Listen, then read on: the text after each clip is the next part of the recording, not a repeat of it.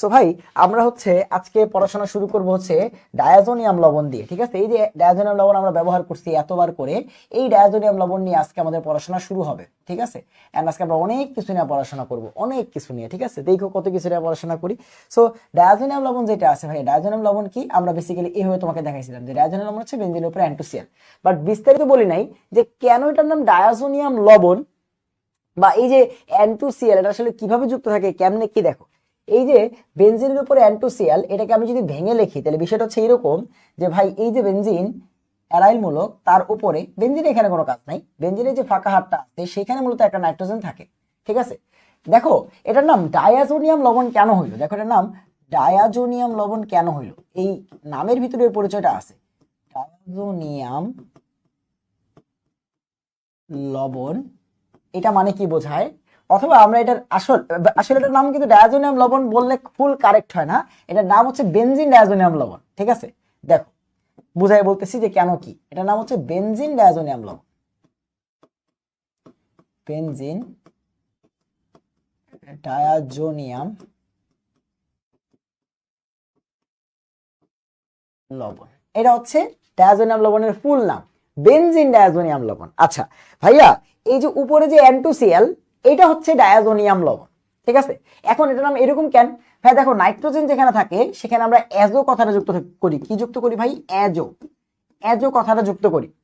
এখন এখানে কি আছে, দুইটা নাইট্রোজেন, দেখো দুইটা নাইট্রোজেন, তার নাম কি হবে ডাই অ্যাজো, নাম কি হবে, দুইটা অ্যাজো আছে, নাইট্রোজেন যেখানে থাকে সেখানে আমরা অ্যাজো শব্দটা ইউজ করি, অ্যাজো। তাহলে এখানে যেহেতু দুইটা আছে তাহলে বলবো ডাই অ্যাজো, তাহলে এখানে ডাই অ্যাজো, এই যে ডায়াজো একসাথে বললে ডাই অ্যাজো, এভাবে না বলে ডায়াজো একসাথে বললাম। আচ্ছা তাহলে প্রথম ডায়াজো কথাটা বুঝতে পারছো। এরপরে নিয়াম, ভাইয়া নিয়াম মানে কি, লাস্টে আম কথাটা কখন যুক্ত থাকে, বিভিন্ন ক্যাটায়নের ক্ষেত্রে, ক্যালসিয়াম, ম্যাগনেসিয়াম ধাতু বা আয়ন, তারপরে সোডিয়াম আয়ন, তাই না। তার মানে এখানে অবশ্যই কোনো একটা ক্যাটায়ন আছে।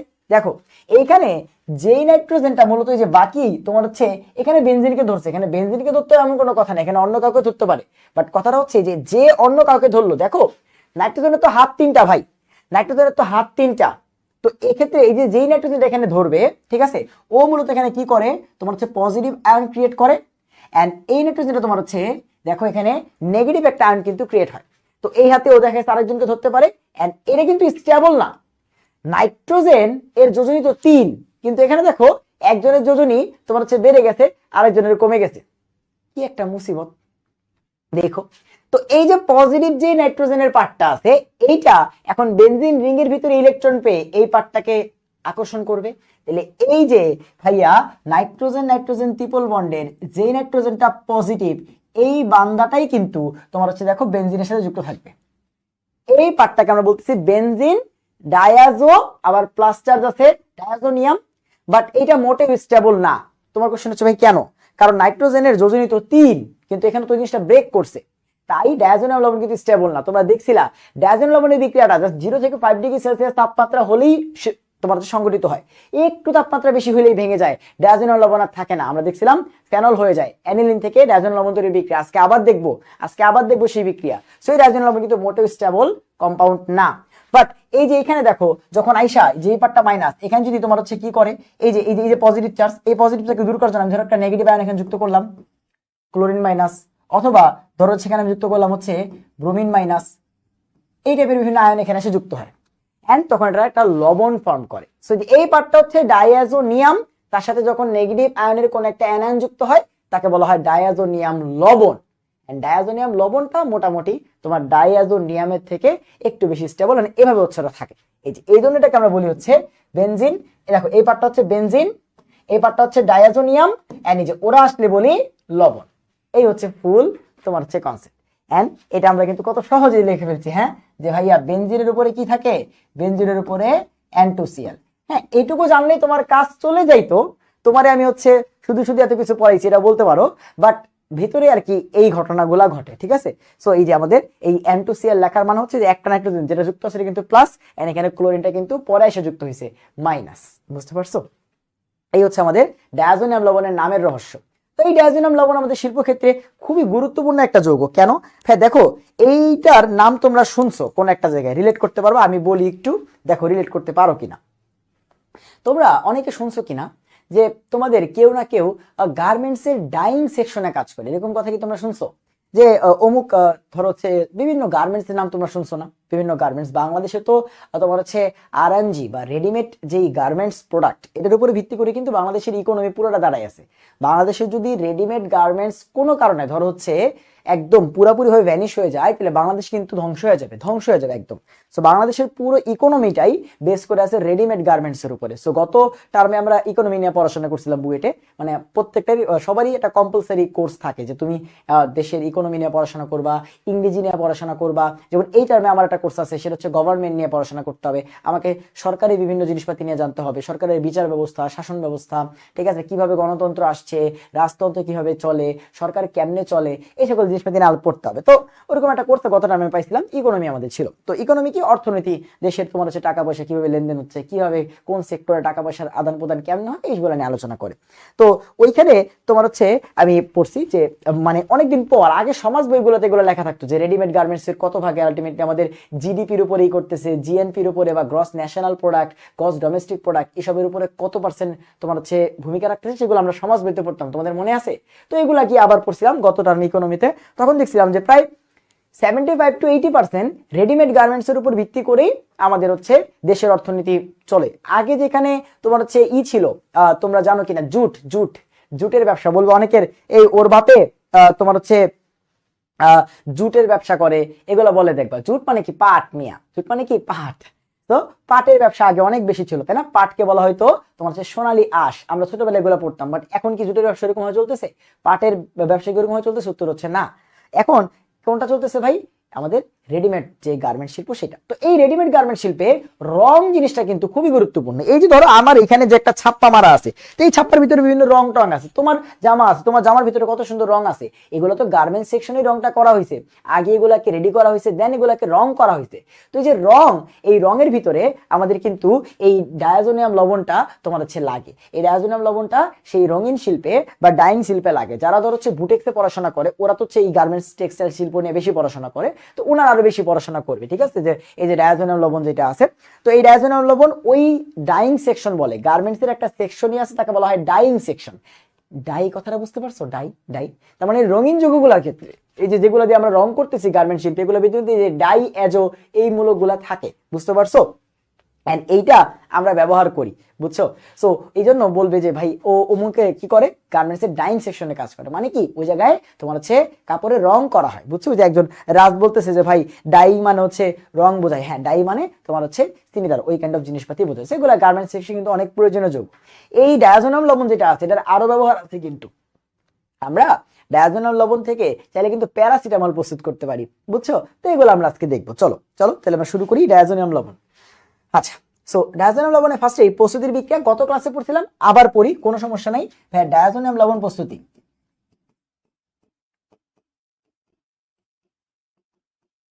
ডায়াজোনিয়াম লবণ প্রস্তুতি। হ্যাঁ, ডায়াজোনিয়াম লবণ প্রস্তুতিতে আমরা এই বিক্রিয়াটি শিখছি, ঠিক আছে? বিক্রিয়াটা কি ছিল? যে ভাই আমরা অ্যানিলিনকে যদি নাইট্রাস অ্যাসিডের সাথে বিক্রিয়া দেই, অ্যানিলিনকে আমরা যদি হচ্ছে নাইট্রাস অ্যাসিডের সাথে বিক্রিয়া দেই বরফ শীতল অবস্থা অথবা 0 to 5 ডিগ্রি সেলসিয়াস, খুবই সাবধান। তুমি জানো যে ডায়াজোনিয়াম লবণ স্টেবল না, তুমি যদি হিট দাও ভেঙে যাবে। তো ডায়াজোনিয়াম লবণ তৈরি হইতে হলে টেম্পারেচারটা অনেক বেশি ইফেক্ট করবে ভাই, 0 ডিগ্রি থেকে 5 ডিগ্রি সেলসিয়াস টেম্পারেচারই হইতে হবে। তখন গিয়ে কি হবে? এই যে বেনজিন ডায়াজোনিয়াম ক্লোরাইড, যাকে আমরা ডায়াজোনিয়াম লবণ বলি, সে কিন্তু তৈরি হবে, ঠিক আছে? বুঝতে পারছো? বাট এ থেকে যদি বেশি টেম্পারেচার হয়, তাহলে সেম বিক্রিয়াটাই দেখো, এই সেম জিনিসগুলোই বিক্রিয়া করে টেম্পারেচারটা যদি বেশি হয়ে যায় ভাই, আমরা কালকে এই বিক্রিয়া দেখছিলাম, ফেনল তৈরির বিক্রিয়া আমরা দেখছিলাম, মনে আছে? তো ভাইয়া 50 ডিগ্রি সেলসিয়াস থেকে 60 ডিগ্রি সেলসিয়াস যদি তাপমাত্রা হয়ে যায়, তখন এখানে কি হয়ে যাবে? ফেনল তৈরি হয়ে যাবে, নাইট্রোজেন গ্যাসের বুদবুদ হয়ে যাবে, এন্ড HCl তৈরি হয়ে যাবে। বাট আমি যদি 0 to 5 ডিগ্রি সেলসিয়াস দিই, তখনই আমাদের এই যে আজকের প্রয়োজনীয় যে যৌগটা ফ্যাট বেনজিন ডায়াজোনিয়াম ক্লোরাইড বা ডায়াজোনিয়াম লবণটা তৈরি হবে। ডায়াজোনিয়াম লবণটা ভাইয়া কি হবে? তৈরি হবে। এটা হচ্ছে ডায়াজোনিয়াম লবণ তৈরির বিক্রিয়া। আচ্ছা চলো, এবার আমরা শিখবো হচ্ছে ডায়াজোনিয়াম লবণের তোমার হচ্ছে বিক্রিয়া। ডায়াজোনিয়াম লবণের বিক্রিয়াগুলো খুবই সোজা। গতকালকে আমরা দুইটা বিক্রিয়া পড়ছি, তোমার হচ্ছে স্যানমিয়ার বিক্রিয়া, গ্যাটারম্যান বিক্রিয়া, যেটা মূলত ডায়াজোনিয়াম লবণের বিক্রিয়া ছিল। আমরা ডায়াজোনিয়াম লবণের তোমার হচ্ছে বেনজিন প্রস্তুতির বিক্রিয়াও পড়ছিলাম। তো এই সব বিক্রিয়াগুলোকে একবার করে রিভাইজ করবো। চলো ডায়াজোনিয়াম লবণের বিক্রিয়াগুলো একটু দেখে ফেলি। হ্যাঁ, সো ডায়াজোনিয়াম লবণের বিভিন্ন ধরনের বিক্রিয়া।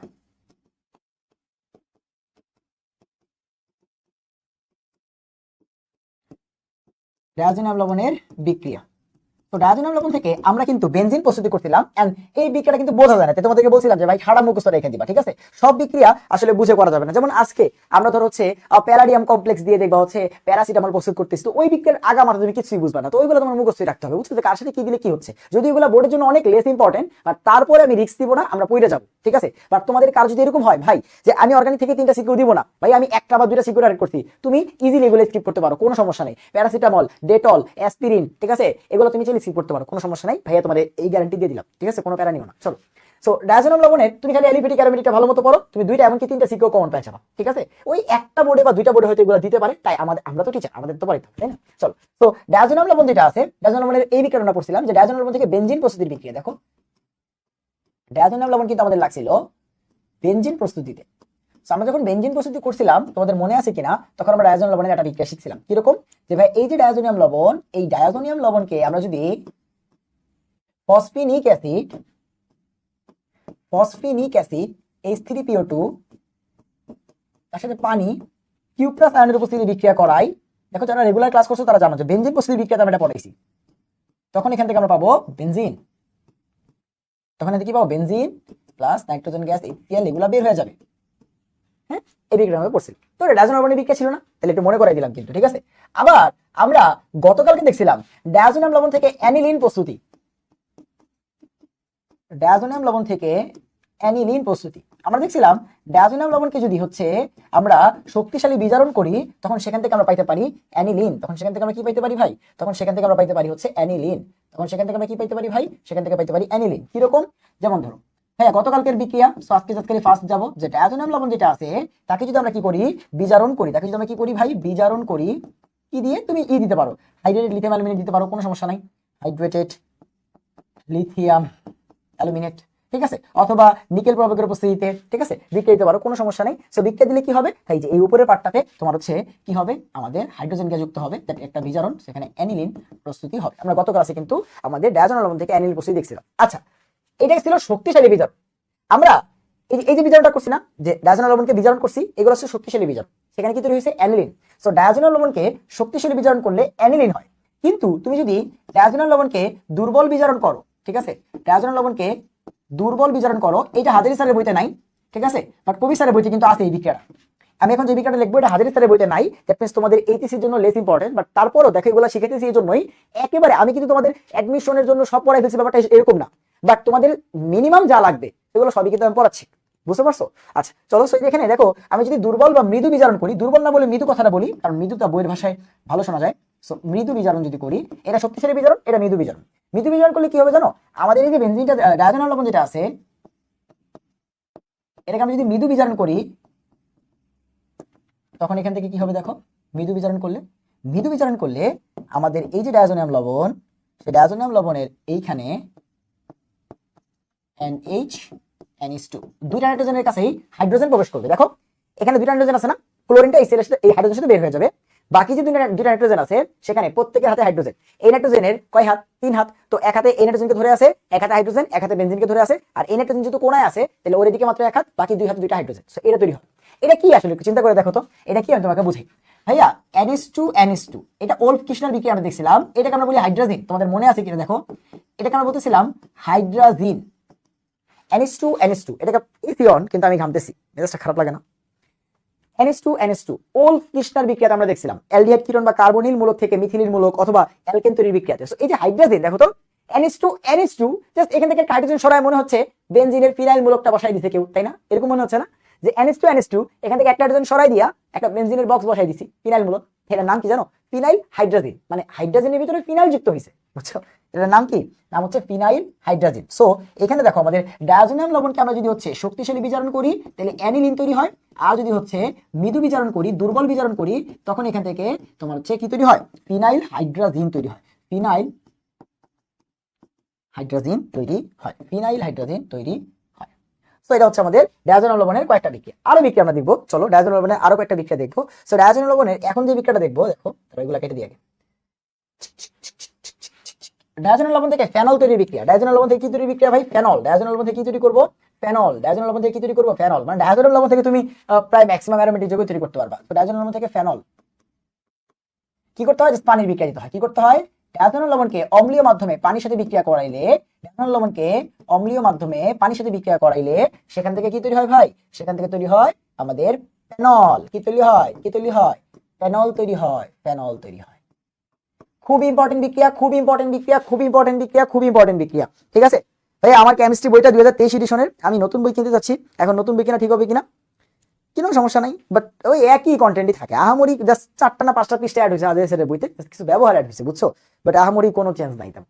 আচ্ছা, তো এই বিক্রিয়াটা খুব ইম্পর্টেন্ট, এই বিক্রিয়াটা খুব ইম্পর্টেন্ট, আজকেই লাগবে। আমি কিন্তু জিজ্ঞাসা করবো, ঠিক আছে, যে স্লাইড নাম্বার 4 দেখো, স্লাইড নাম্বার 4, স্লাইড নাম্বার 4-এ আমি আবার আসবো এবং বলবো দেখো তো বিক্রিয়াটা মনে আছে কিনা, দেখো তো বিক্রিয়াটা মনে আছে কিনা। ঠিক আছে, এখানে কিন্তু আমি আবার আসবো, এই যে 4 স্টার দিয়ে রাখলাম, স্লাইড নাম্বার 4 স্টার দিয়ে রাখলাম, যে ডায়াজোনাল লবণের সাথে পানি অম্লীয় মাধ্যমে বিক্রিয়া করাইলে কি তৈরি হয়, ফেনল তৈরি হয়। আসেন, গত ক্লাসে 2টা বিক্রিয়া দেখছি, একটার নাম স্যানমেয়ার, আরেকটার নাম গ্যাটারম্যান। হ্যাঁ, তাহলে স্যানমেয়ার বিক্রিয়া কি ছিল, স্যানমেয়ার বিক্রিয়া ছিল আমরা যদি ডায়াজোনাল লবণের সাথে, আমরা যদি ডায়াজোনিয়াম লবণের সাথে, আমরা যদি ডায়াজোনাল লবণের সাথে H1 সংযোজন করি, কিসের উপস্থিতিতে, CuX বা কিউ প্লাস আয়নের উপস্থিতিতে,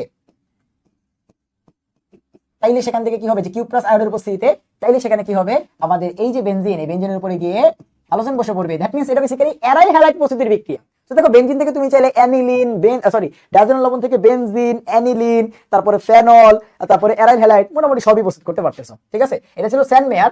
এন্ড এই সেম রিঅ্যাকশনটাই, তুমি প্রায় সেম রিঅ্যাকশনটাই যদি আমি জাস্ট খালি কি করি, কপার চূর্ণের উপস্থিতিতে বিক্রিয়াটা করি, কপার চূর্ণের উপস্থিতিতে বিক্রিয়াটা করি, তাহলে এটা হবে কিন্তু গ্যাটারম্যান বিক্রিয়া। ঠিক আছে, তাহলে এটা কি হবে, তাহলে এটা হবে হচ্ছে গ্যাটারম্যান বিক্রিয়া, তাহলে এটা হবে হচ্ছে গ্যাটারম্যান বিক্রিয়া। কপার কুচিও বলা হয়, কপার চূর্ণ, কপার গুঁড়া, কপার তোমার হচ্ছে তামার গুঁড়া। ঠিক আছে, সেটা হচ্ছে গ্যাটারম্যান বিক্রিয়া, সেটা হচ্ছে কি ভাই, গ্যাটারম্যান বিক্রিয়া। এটা আপনার গত ক্লাসে দেখছিলাম। ঠিক আছে, এগুলো বেসিক্যালি কি, এগুলো হচ্ছে ডায়াজোনাল লবণ থেকে অ্যারাইল হ্যালাইড প্রস্তুতির বিক্রিয়া। ঠিক আছে, আচ্ছা চলো এরপর ডায়াজোনাল লবণের আরো কিছু বিক্রিয়া দেখতে থাকো। জাস্ট খালি ডায়াজোনাল লবণের বিক্রিয়া দেখো, যে এই বান্দা কত বিক্রিয়া করতে পারে, একটা মানুষ কত বিক্রিয়া করতে পারে, হ্যাঁ বলো কত, এ সব পারে, বুঝছো। আচ্ছা, আমরা এখান থেকে চাইলে হচ্ছে সায়ানোবেনজিন তৈরি করতে পারবো। কি তৈরি করতে পারবো, সায়ানোবেনজিন। দেখো, এটার জন্য নতুন কোনো ট্যাগ দেওয়া লাগবে না, জাস্ট খালি তুমি দেখো যে এইখানে যেমন আমি কি করলাম, যখন H1 সংযোজন করলাম CuX এর উপস্থিতিতে, তো তখন দেখো এখান থেকে হ্যালোজেনটা গিয়ে কিন্তু বেনজিনের উপর বসছে, তাই না। একদম সিমিলার স্ট্রাকচারে, দেখো একদম সিমিলার স্ট্রাকচারে আমি ডায়াজোনিয়াম লবণের সাথে কিন্তু চাইলে আরো একটা কাজ করতে পারি। এখানে ধরো আমার ইচ্ছা, আমি এই যে H1 এর জায়গায় সায়ানাইডকে বসাবো, ওখানে ছিল হ্যালোজেন, আমি এখানে দিচ্ছি সায়ানাইড, মানে আমি সায়ানাইডকে বসাইতে চাই। এইখানে তখন আমাদের কি দিতে হবে বলতো, এখানে দিছিলাম CuX, তাই না, তো এখানে তখন X ছিল, তো এখানে এবার কি দিব, Cu প্লাস Cn মাইনাস। এই তো কপার সায়ানাইড বা সরি কিউ প্লাস সায়ানাইডের উপস্থিতিতে তুমি যদি HCN দাও, তাহলে এখানে সায়ানাইড গিয়ে বসে পড়বে, তার মানে সায়ানোবেনজিন হয়ে যাবে, বুঝছো, সায়ানোবেনজিন হয়ে যাবে। ঠিক আছে, আচ্ছা তোমাদের একটা রিঅ্যাকশন আছে কিনা, একটা রিঅ্যাকশন দেখাই যে ভাই সায়ানোবেনজিন এখানে কি দরকার, কেন দরকার। যেমন তোমাদের মনে আছে কিনা, অ্যালকাইল সায়ানাইডকে আর্দ্র বিশ্লেষিত করলে, অনেক ইম্পর্টেন্ট বিক্রিয়া, অ্যালকাইল সায়ানাইডকে আর্দ্র বিশ্লেষিত করলে সেখান থেকে অ্যাসিড তৈরি হয়, আর সি ডাবল ওএইচ, অ্যাসিড তৈরি হয়। অ্যালকাইল সায়ানাইডকে আর্দ্র বিশ্লেষিত করলে অ্যাসিড তৈরি হয়, তো এটা তো সেম। এটাকে যদি আর্দ্র বিশ্লেষিত করি, আর এর জায়গায় বেনজিন আছে অ্যারাইল মূলক, এটাকে যদি আর্দ্র বিশ্লেষিত করি তাহলে কি হবে, ওই যে যেই পার্টটা Cn সে অ্যাসিড হয়ে যাবে, তাহলে এখানে কি পাবা, বেনজয়িক অ্যাসিড পাবা। কি পাবা, বেনজয়িক অ্যাসিড। এটা একটা ভার্সিটিতে আসছিল, এটা একটা ভার্সিটিতে আসছিল যে ডায়াজোনাল লবণ থেকে বেনজয়িক অ্যাসিড প্রস্তুতির বিক্রিয়া দেখাও। ঠিক আছে, তো বলাবান তো তোমার এইটা কেমনে, অনেকভাবে করা যায়। তুমি একটা কাজ করো, ডায়াজোনাল লবণ থেকে আগে বেনজিন বানাও। এই যে এই বিক্রিয়াটা একদম শুরুতে যে বিক্রিয়াটা পড়ছি, বেনজিনকে ফিল্ড অফ অ্যালকাইলেশন করো, টলুইন পাবা। টলুইনের ধারণ কি আমরা পড়ছি, টলুইনকে ধারণ করলে কি হয়, অ্যাসিড হয়ে যায় না, বেনজয়িক অ্যাসিড, বুঝছো। এই একটা উপায়, অথবা এই আরেকটা উপায়, তুমি আগে সায়ানোবেনজিন বানাও, তারপর তাকে আর্দ্র মিশ্রিত করো, তারপরে বেনজয়িক অ্যাসিড পাই। ঠিক আছে, তো এই ডায়াজোনাল লবণের মোটামুটি বিক্রিয়া দেখলাম। এবার ডায়াজোনাল লবণের খুবই ইম্পর্টেন্ট একটা বিক্রিয়া দেখবো, সেটা হচ্ছে কাপলিং বিক্রিয়া। ডায়াজোনাল লবণ কি করতে পারে, আমাদের এই যে একটা ডায়াজোনাল লবণ আরেকটা তোমার হচ্ছে ফিনাইল মূলককে একসাথে করে, দেখো ডায়াজোনাল লবণের ভিতরে অলরেডি কি আছে ভাই, ডায়াজোনাল লবণের ভিতরে অলরেডি বেনজিনের রিং আছে, বেনজিনের বক্স আছে। তো ও আরো এরকম অ্যারোমেটিক যোগের সাথে কি করতে পারে, দুইটা বেনজিন রিংকে এক করতে পারে। ওই যে নাইট্রোজেন দুইটা আছে ডায়াজোনাল লবণের উপরে, দেখো এখানে দেখো আমি একটা আইকা বুঝাই, তারপর এটা বলতেছি যে এটাকে আমরা কি বলি, কাপলিং বিক্রিয়া। দাও বিক্রিয়ার নাম দিয়ে দিই, বিক্রিয়ার নাম কি, বিক্রিয়ার নাম হচ্ছে কাপলিং বিক্রিয়া।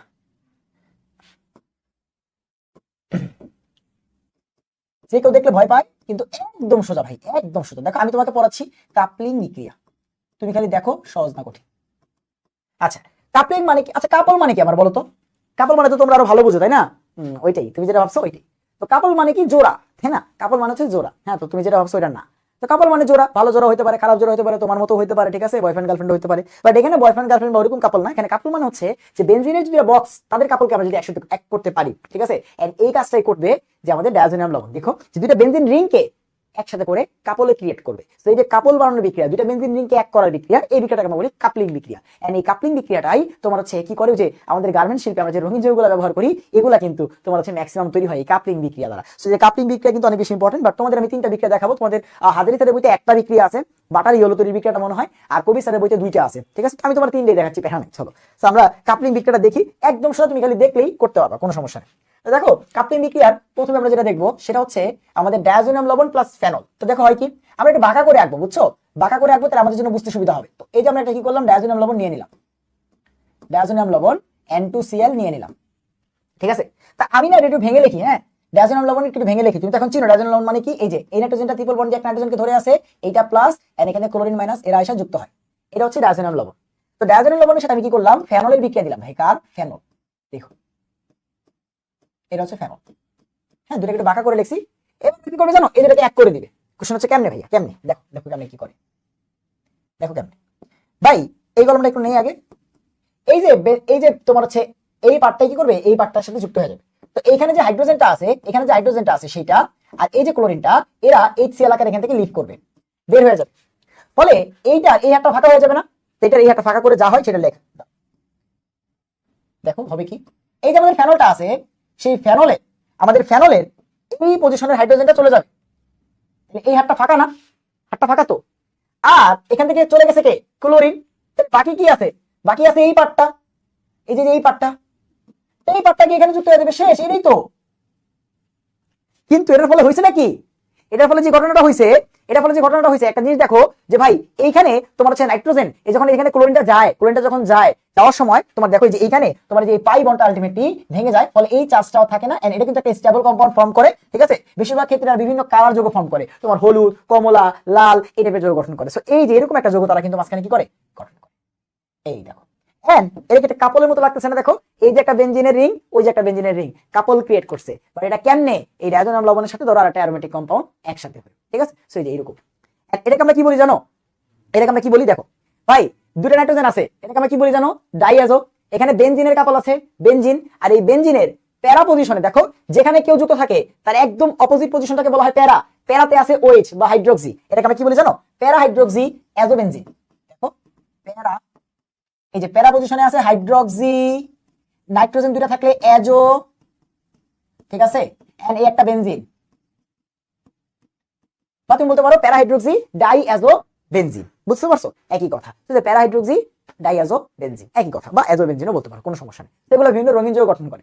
এখানে মেজর ডিফারেন্সটা কি দেখো, বা এখানে হলোটা কি, জাস্ট এখান থেকে ক্লোরিনটা যাবে, এখান থেকে হাইড্রোজেনটা যাবে, দেন এরা যুক্ত হয়ে যাবে। এখানে বন্ডটা থাকবে না, ট্রিপল বন্ডের যে এক্সট্রা বন্ডটা ছিল সেটা থাকবে না, এন্ড এখানে প্লাস চার্জটাও থাকবে না, কারণ নাইট্রোজেনের কিন্তু সব দিক দিয়ে 3 হাত আছে। নাইট্রোজেন 3 হাত থাকে, নাইট্রোজেন কি থাকে, তোমার হচ্ছে স্টেবল থাকে, বুঝছো।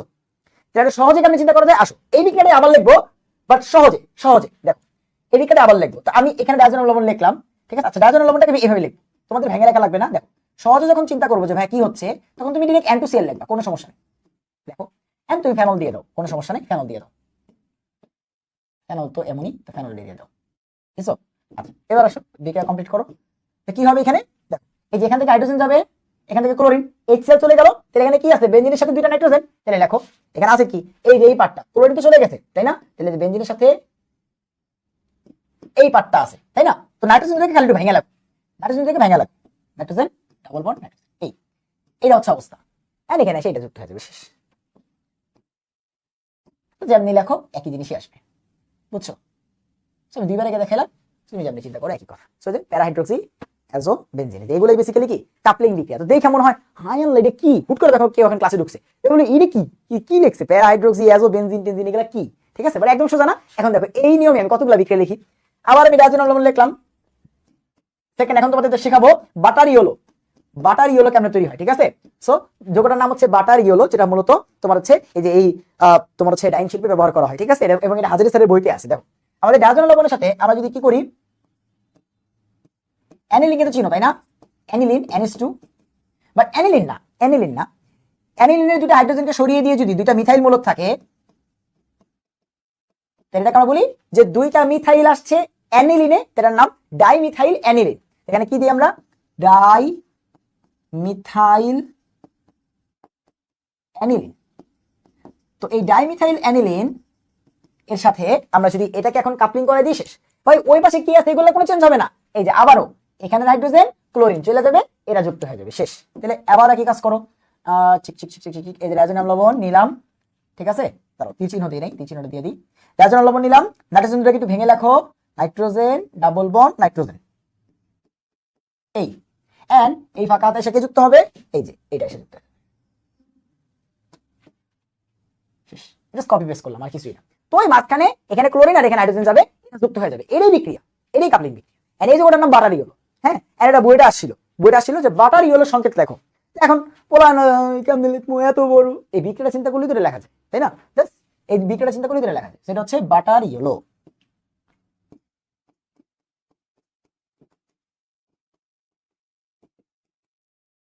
আচ্ছা আসো একদম 100% সেম আরেকটা বিক্রিয়া দেখি, এটা কবিস্তারের বইতে আছে। ক্রিসলের সাথে তোমার হচ্ছে আমাদের ডায়াজোনাল লবণের কাপলিং বিক্রিয়াটা, ঠিক আছে? ক্রিসলের সাথে দেখো আমাদের আবারও ডায়াজোনাম লবণ, এটা লিখতে পারবো না, কপি করে নিয়ে আসি। এই যে ডায়াজোনাম লবণ, তার সাথে ক্রিসল, হ্যাঁ তোমরা হয়তো নাম শুনছো যে বেনজিন, তারপরে জাইলিন, ঠিক আছে, টলুইন, ক্রিসল, ঠিক আছে, ন্যাপথালিন। তো ক্রিসল যোগটা কি? ক্রিসল হচ্ছে বেসিক্যালি ফেনলের প্যারা পজিশনে যদি ক্লোরিন থাকে, ঠিক আছে,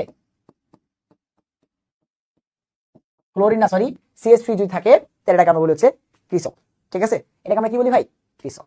সো ফেনলের প্যারা পজিশনে যদি হচ্ছে তোমার CH3 থাকে, প্যারা না মানে অন্য পজিশনে থাকলেও হবে, কোনো সমস্যা নাই। বাট এই যে আমরা প্যারা ক্রিসলের বিক্রিয়াটা দেখবো, ঠিক আছে, প্যারা ক্রিসলের বিক্রিয়াটা দেখবো, সেটাকে আমরা লিখবো কেমনে? দেখো লিখবো কেমনে ভাই, শুধু এক যেখানে বেনজিনটা গিয়ে যুক্ত হবে সেখানে হাইড্রোজেনটা যাবে, বাকি যে যারা যুক্ত আছে এরা কি কিছু করছে? এটা কিন্তু কিছু করে নাই। তো দেখো আমি যখন বেনজিনটা লিখবো, এই যে বেনজিনটাকে আমি এভাবে লিখলাম, তো আমি জানি এখানে ধরো ফেনলটা দিলাম, একদম তার অপোজিট পজিশনে এখানে CH3টা দিলাম, এটা হচ্ছে কি প্যারাক্রিসল, ঠিক আছে, এটার নাম কি? প্যারাক্রিসল, যেটার নাম হচ্ছে ক্রিসল। যেহেতু প্যারা পজিশনে CH3 আছে তাই বলা হয় প্যারাক্রিসল। তো বেনজিনে একটা OH আর একটা CH3 থাকলে তার নাম হচ্ছে ক্রিসল। যদি CH3টা অর্থতে থাকে তাহলে অর্থক্রিসল, মেটা থাকলে মেটাক্রিসল, প্যারা আসছে তাই বলছি প্যারাক্রিসল। তো এই যে বিক্রিয়াটা দেখো এখানে কি হবে ভাই, ওরা ওদের মতোই থাকবে, জাস্ট বেনজিনের এই যে পজিশনে হাইড্রোজেনটা এটার সাথে যুক্ত হয়ে যাবে, হাইড্রোজেন যাবে, ক্লোরিন যাবে, এরা বাকিরা যুক্ত হয়ে যাবে শেষ। তোমরা তিনটা 100% সেম বিক্রিয়া, তিনটা 100% সেম বিক্রিয়া। তো এই যে আমাদের ডায়াজোনাম লবণটা দিলাম, ঠিক আছে, টিচুরটা দিয়ে দিই, এন্ড এই নাইট্রোজেন একটু ভেঙে লিখবা, নাইট্রোজেন ডাবল বন্ড নাইট্রোজেন লিখবা, এন্ড এটা এক হাত ফাঁকা, সেই হাতে আইসা এটা যুক্ত হয়ে যাবে শেষ। খুব কঠিন ভাই, খুব কঠিন। এইগুলা কেমন বলেছে কাপলিং বিক্রিয়া। এখন এই পেজটা কেউ যদি এসে দেখে এখন ক্লাসে ঢুকছে, ও দৌড় দিবে না? দৌড় দিবে তো, কেন? ও বুঝবেও না কি লিখছে এগুলো, হ্যাঁ, বাট তোমরা কিন্তু পারবা। এগুলো হচ্ছে কাপলিং বিক্রিয়া, ঠিক আছে? তোমাদের বইতে এত বড় করে দেওয়া নাই, বাট তারপর আমরা তিনটা দেখে রাখলাম, ফিউচারে তোমাদের কাজে লাগতে পারে আর কি, হ্যাঁ, ফিউচারে তোমাদের কাজে লাগতে পারে তাই দেখাই রাখলাম। সেগুলো হচ্ছে আমাদের ডায়াজোনাল লবণের কাপলিং বিক্রিয়া। সো দেখো ডায়াজোনাল লবণ কিন্তু খুবই গুরুত্বপূর্ণ একটা যৌগ। ডায়াজোনাল লবণ থেকে আমরা ম্যাক্সিমাম তোমার হচ্ছে কতগুলো বিক্রিয়া তুমি দেখো, ডায়াজোনাল লবণ প্রস্তুতির বিক্রিয়া দেখলাম, তারপর ডায়াজোনাল লবণে বেনজিন প্রস্তুতি, অ্যানিলিন প্রস্তুতি, মৃদু বিজারণ, তারপরে ফেনল প্রস্তুতি, স্যানমার বিক্রিয়া, গ্যাটারম্যান বিক্রিয়া, তারপরে সায়ানো বেনজিন থেকে বেনজোইক অ্যাসিড প্রস্তুতি ডায়াজোনাল লবণ থেকে কেমনে করা যায়, ঠিক আছে, তারপর হচ্ছে কাপলিং বিক্রিয়া। সো এই হচ্ছে আমাদের ডায়াজোনাল লবণের মোটামুটি ফার্স্ট পার্ট, ঠিক আছে? সো এই তো আমাদের ডায়াজোনাল লবণের পার্টটা। সবাই ভাইরে বলো যে ভাই ডায়াজোনিয়াম লবণ পুরোপুরি বুঝতে পারছো কিনা, ঠিক আছে? ডাইঅ্যাজোনিয়াম লবণ পুরোপুরি ভাবে বুঝতে পারছো কিনা, ডায়াজোনিয়াম লবণ পুরোপুরি ভাবে বুঝতে পারছো কিনা?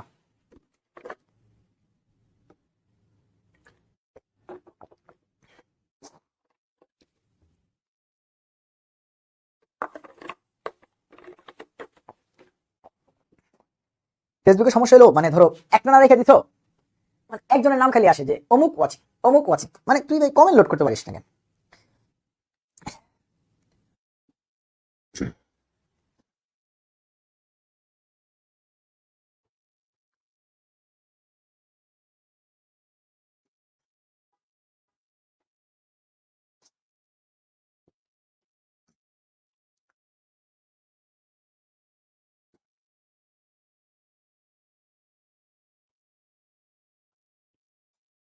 ওকে, আচ্ছা রাজ বলছে ভাইয়া বেনজালডিহাইড কি কাপলিং বিক্রিয়া দিবে? বেনজালডিহাইড না, বেনজালডিহাইড কাপলিং বিক্রিয়া দিতে পারবে না, ঠিক আছে? কেন? এটা যদিও একটু হায়ারটা, বাট একটু বুঝাই দিই। দেখো এখানে যে বেনজিন রিংগুলো এসে যুক্ত হয়ে যাচ্ছে, এমনি এমনি যুক্ত হচ্ছে, ওদের ইচ্ছা নাই এমনি যুক্ত হয় না। অবশ্যই এই যে রিংটা, এই রিংটার প্রতি ইলেকট্রনের ডেনসিটি বেশি দেখে এটা কিন্তু এখানে এসে যুক্ত হচ্ছে।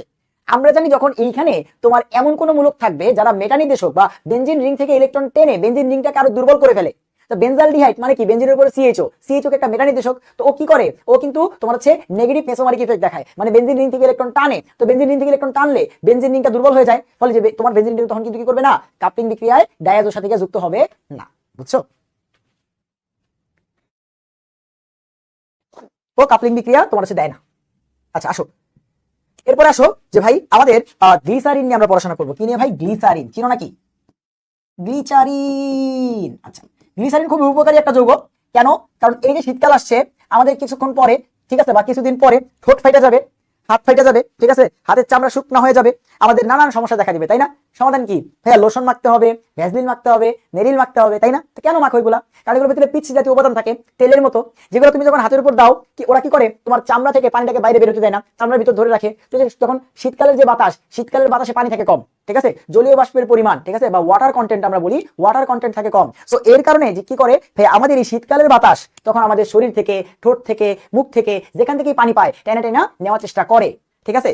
তো এখন সেক্ষেত্রে তখন কি হয়, আমাদের এই পানিটা দেহের বাইরে চলে গিয়ে আমাদের এই জায়গা শুষ্ক হয়ে যায়, ত্বকটা ফেটে যায়, আমরা বলি ত্বক ফেটে গেছে, তাই না? ত্বক সাদা সাদা হয়ে গেছে, শুষ্ক হয়ে গেছে, ড্রাই হয়ে গেছে, রুক্ষ হয়ে গেছে। আচ্ছা, তো এই যে আমাদের ত্বকটা যে ফেটে গেল, শুষ্ক হয়ে গেল, এর উপরে আমরা যদি হচ্ছে একটা তেল জাতীয় পিচ্ছিল করে একটা মিশ্রণ দিয়ে দিতে পারি, তো কি হবে, যে আমরা জানি তেল তোমার উপর যখন থাকবে তখন সেটা পানি ড্রপলেট তেলকে ভেদ করে বাইরে হতে পারবে না, ঠিক আছে। তো এই কাজটাই মূলত গ্লিসারিন করে, যাকে আমরা বলি ময়শ্চারাইজিং এজেন্ট। ময়শ্চারাইজিং এজেন্ট কি? ময়শ্চারাইজিং এজেন্ট হচ্ছে আমাদের চামড়ার উপরে বা দেহ ত্বকের উপরে ব্যবহার করা হয়, বাহ্যিক ব্যবহার করা হয়, যেন এরা কি করতে পারে, আমাদের চামড়ার ভিতরে যে পানিগুলো আছে সেগুলোকে চামড়ার ভিতরে ধরে রাখতে পারে, বাইরে যেন না আসে। সেই জন্য গ্লিসারিন খুবই পরিচিত একটা ময়শ্চারাইজিং এজেন্ট। দেখবা যখন মেরিল কিংবা ভ্যাসলিন এগুলার বিজ্ঞাপন তোমরা কিসে দেখো, টিভিতে, তখন বলবে যে মেরিল পেট্রোলিয়াম জেলি, ঠিক আছে, এর ভিতরে কি থাকে ভাই?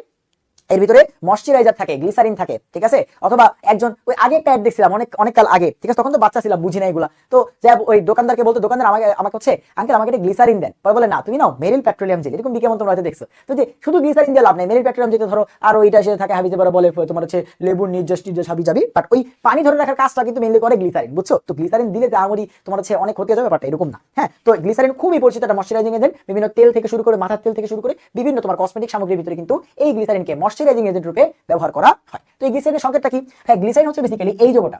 হ্যাঁ, আমরা দেখছিলাম তোমার হচ্ছে CH2OH, CHOH, CH2OH, এইটাকে আমরা বলি হচ্ছে গ্লিসারিন, যেটা একটা পলি অ্যালকোহল। আমরা যখন অ্যালকোহল পড়ছিলাম তখন পলি অ্যালকোহলের ভিতরে এই গ্লিসারিনটা আমি লিখছিলাম, ঠিক আছে। তো তোমরা হয়তো ভুলে গেছো, আমি আবার লিখলাম, সমস্যা নেই। এইটুকুটা কি আমরা বলি হচ্ছে গ্লিসারিন, অথবা এটাকে বলা হয় গ্লিসারল, কারণ এখানে কি আছে, অ্যালকোহল। এটাকে বলা হয় গ্লিসারিন অথবা গ্লিসারল, যা একটা ময়শ্চারাইজিং এজেন্ট রূপে ব্যবহৃত হয়, যা একটি ময়শ্চারাইজিং এজেন্ট রূপে কি করা হয়, ব্যবহার করা হয়। ঠিক আছে, চলো। এই গ্লিসারিন তোমার হচ্ছে খুবই পরিচিত কিছু যৌগের ভিতর থাকে। তোমরা অনেকেই তেল এবং চর্বি এটা কি বোঝো না, তাই না? যে ভাইয়া তেল চর্বি আর তেল আর চর্বিতে পার্থক্য কি? দেখো, তেল আর চর্বির ভিতরে বেসিক পার্থক্যটা হচ্ছে প্রথমত এদের ভিতরে বন্ধনে। আমাদের তেল বলো বা চর্বি বলো, দুইটা জিনিসের ভিতরে এই গ্লিসারিন আছে, বুঝছো? আসলে তোমাদের আজকে শিখাই তেল এবং চর্বি কি, ঠিক আছে? চলো, তোমরা ফার্স্টেই এই গ্লিসারিন পড়তে গিয়ে পড়তে হবে তেল এবং চর্বি।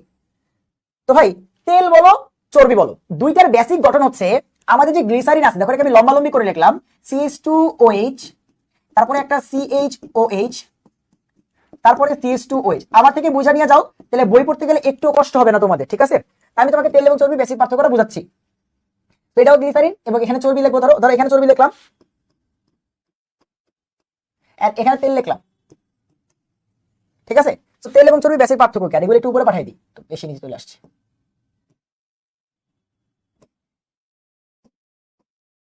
একটু মাঝে নিয়ে আসি, দেখতে সুন্দর দেখা যায়। আচ্ছা, তো এখন আমরা তেল এবং চর্বি পার্থক্যটা বুঝাই তোমাকে, আজীবন দেখো, তোমার হচ্ছে কোনো প্যারা হবে না, তুমি যদি ফিউচারে কেমিস্ট্রি পড়ো, ঠিক আছে, তাহলে কাজ হবে। তো ফ্যাট বা চর্বি এবং অয়েল বা তেল পার্থক্যটা কি? দেখো, দুইটার ভিতরে বেসিক্যালি গ্লিসারিন থাকে, বাট ডিরেক্ট গ্লিসারিন না। আমাদের গ্লিসারিনের যে হাইড্রোজেন গুলো আছে, ঠিক আছে, জাস্ট আমি দেখো OH না দিয়ে O and O দিলাম, ঠিক আছে। এই যে হাইড্রোজেন গুলো যেটা আছে, এই হাইড্রোজেনের জায়গায় যদি আমাদের অ্যাসিডের যে RCOO মূলকটা আছে, ঠিক আছে, বা তুমি RCO চিন্তা করতে পারো, কোনো সমস্যা নেই। এই যে RCO যে পার্টটা আছে, এই পার্টটা এসে যখন যুক্ত হয় অ্যাসিডের RCO পার্টটা, মানে পুরো ওয়েস্টটাকে বাদ দিয়ে দিলাম, কোনো সমস্যা নেই। এই যে গ্লিসারিনের যে ওয়েস্ট পার্টগুলো আছে, এগুলোর জায়গায় যদি এরা এসে যুক্ত হয়, কে দেখো, RCOO, তাহলে যে O থেকে লিখতে হবে O, তারপরে CO, তারপরে R, O, তারপরে CO, তারপরে R, O, তারপরে CO, তারপরে R। এরাই বেসিক্যালি হচ্ছে তেল বা চর্বির স্ট্রাকচারে থাকে। এটাই হচ্ছে তেল বা চর্বির স্ট্রাকচার, এটাই তেল বা চর্বির স্ট্রাকচার। সো এই পাশে এটা লাগতেছে না, এটা মুছে দিই, কারণ তেল বা চর্বির বেসিক স্ট্রাকচার সেম। তাই পার্থক্যটা কোথায় বলবো, সমস্যা পার্থক্যটা কোথায় তোমার বলতেছি।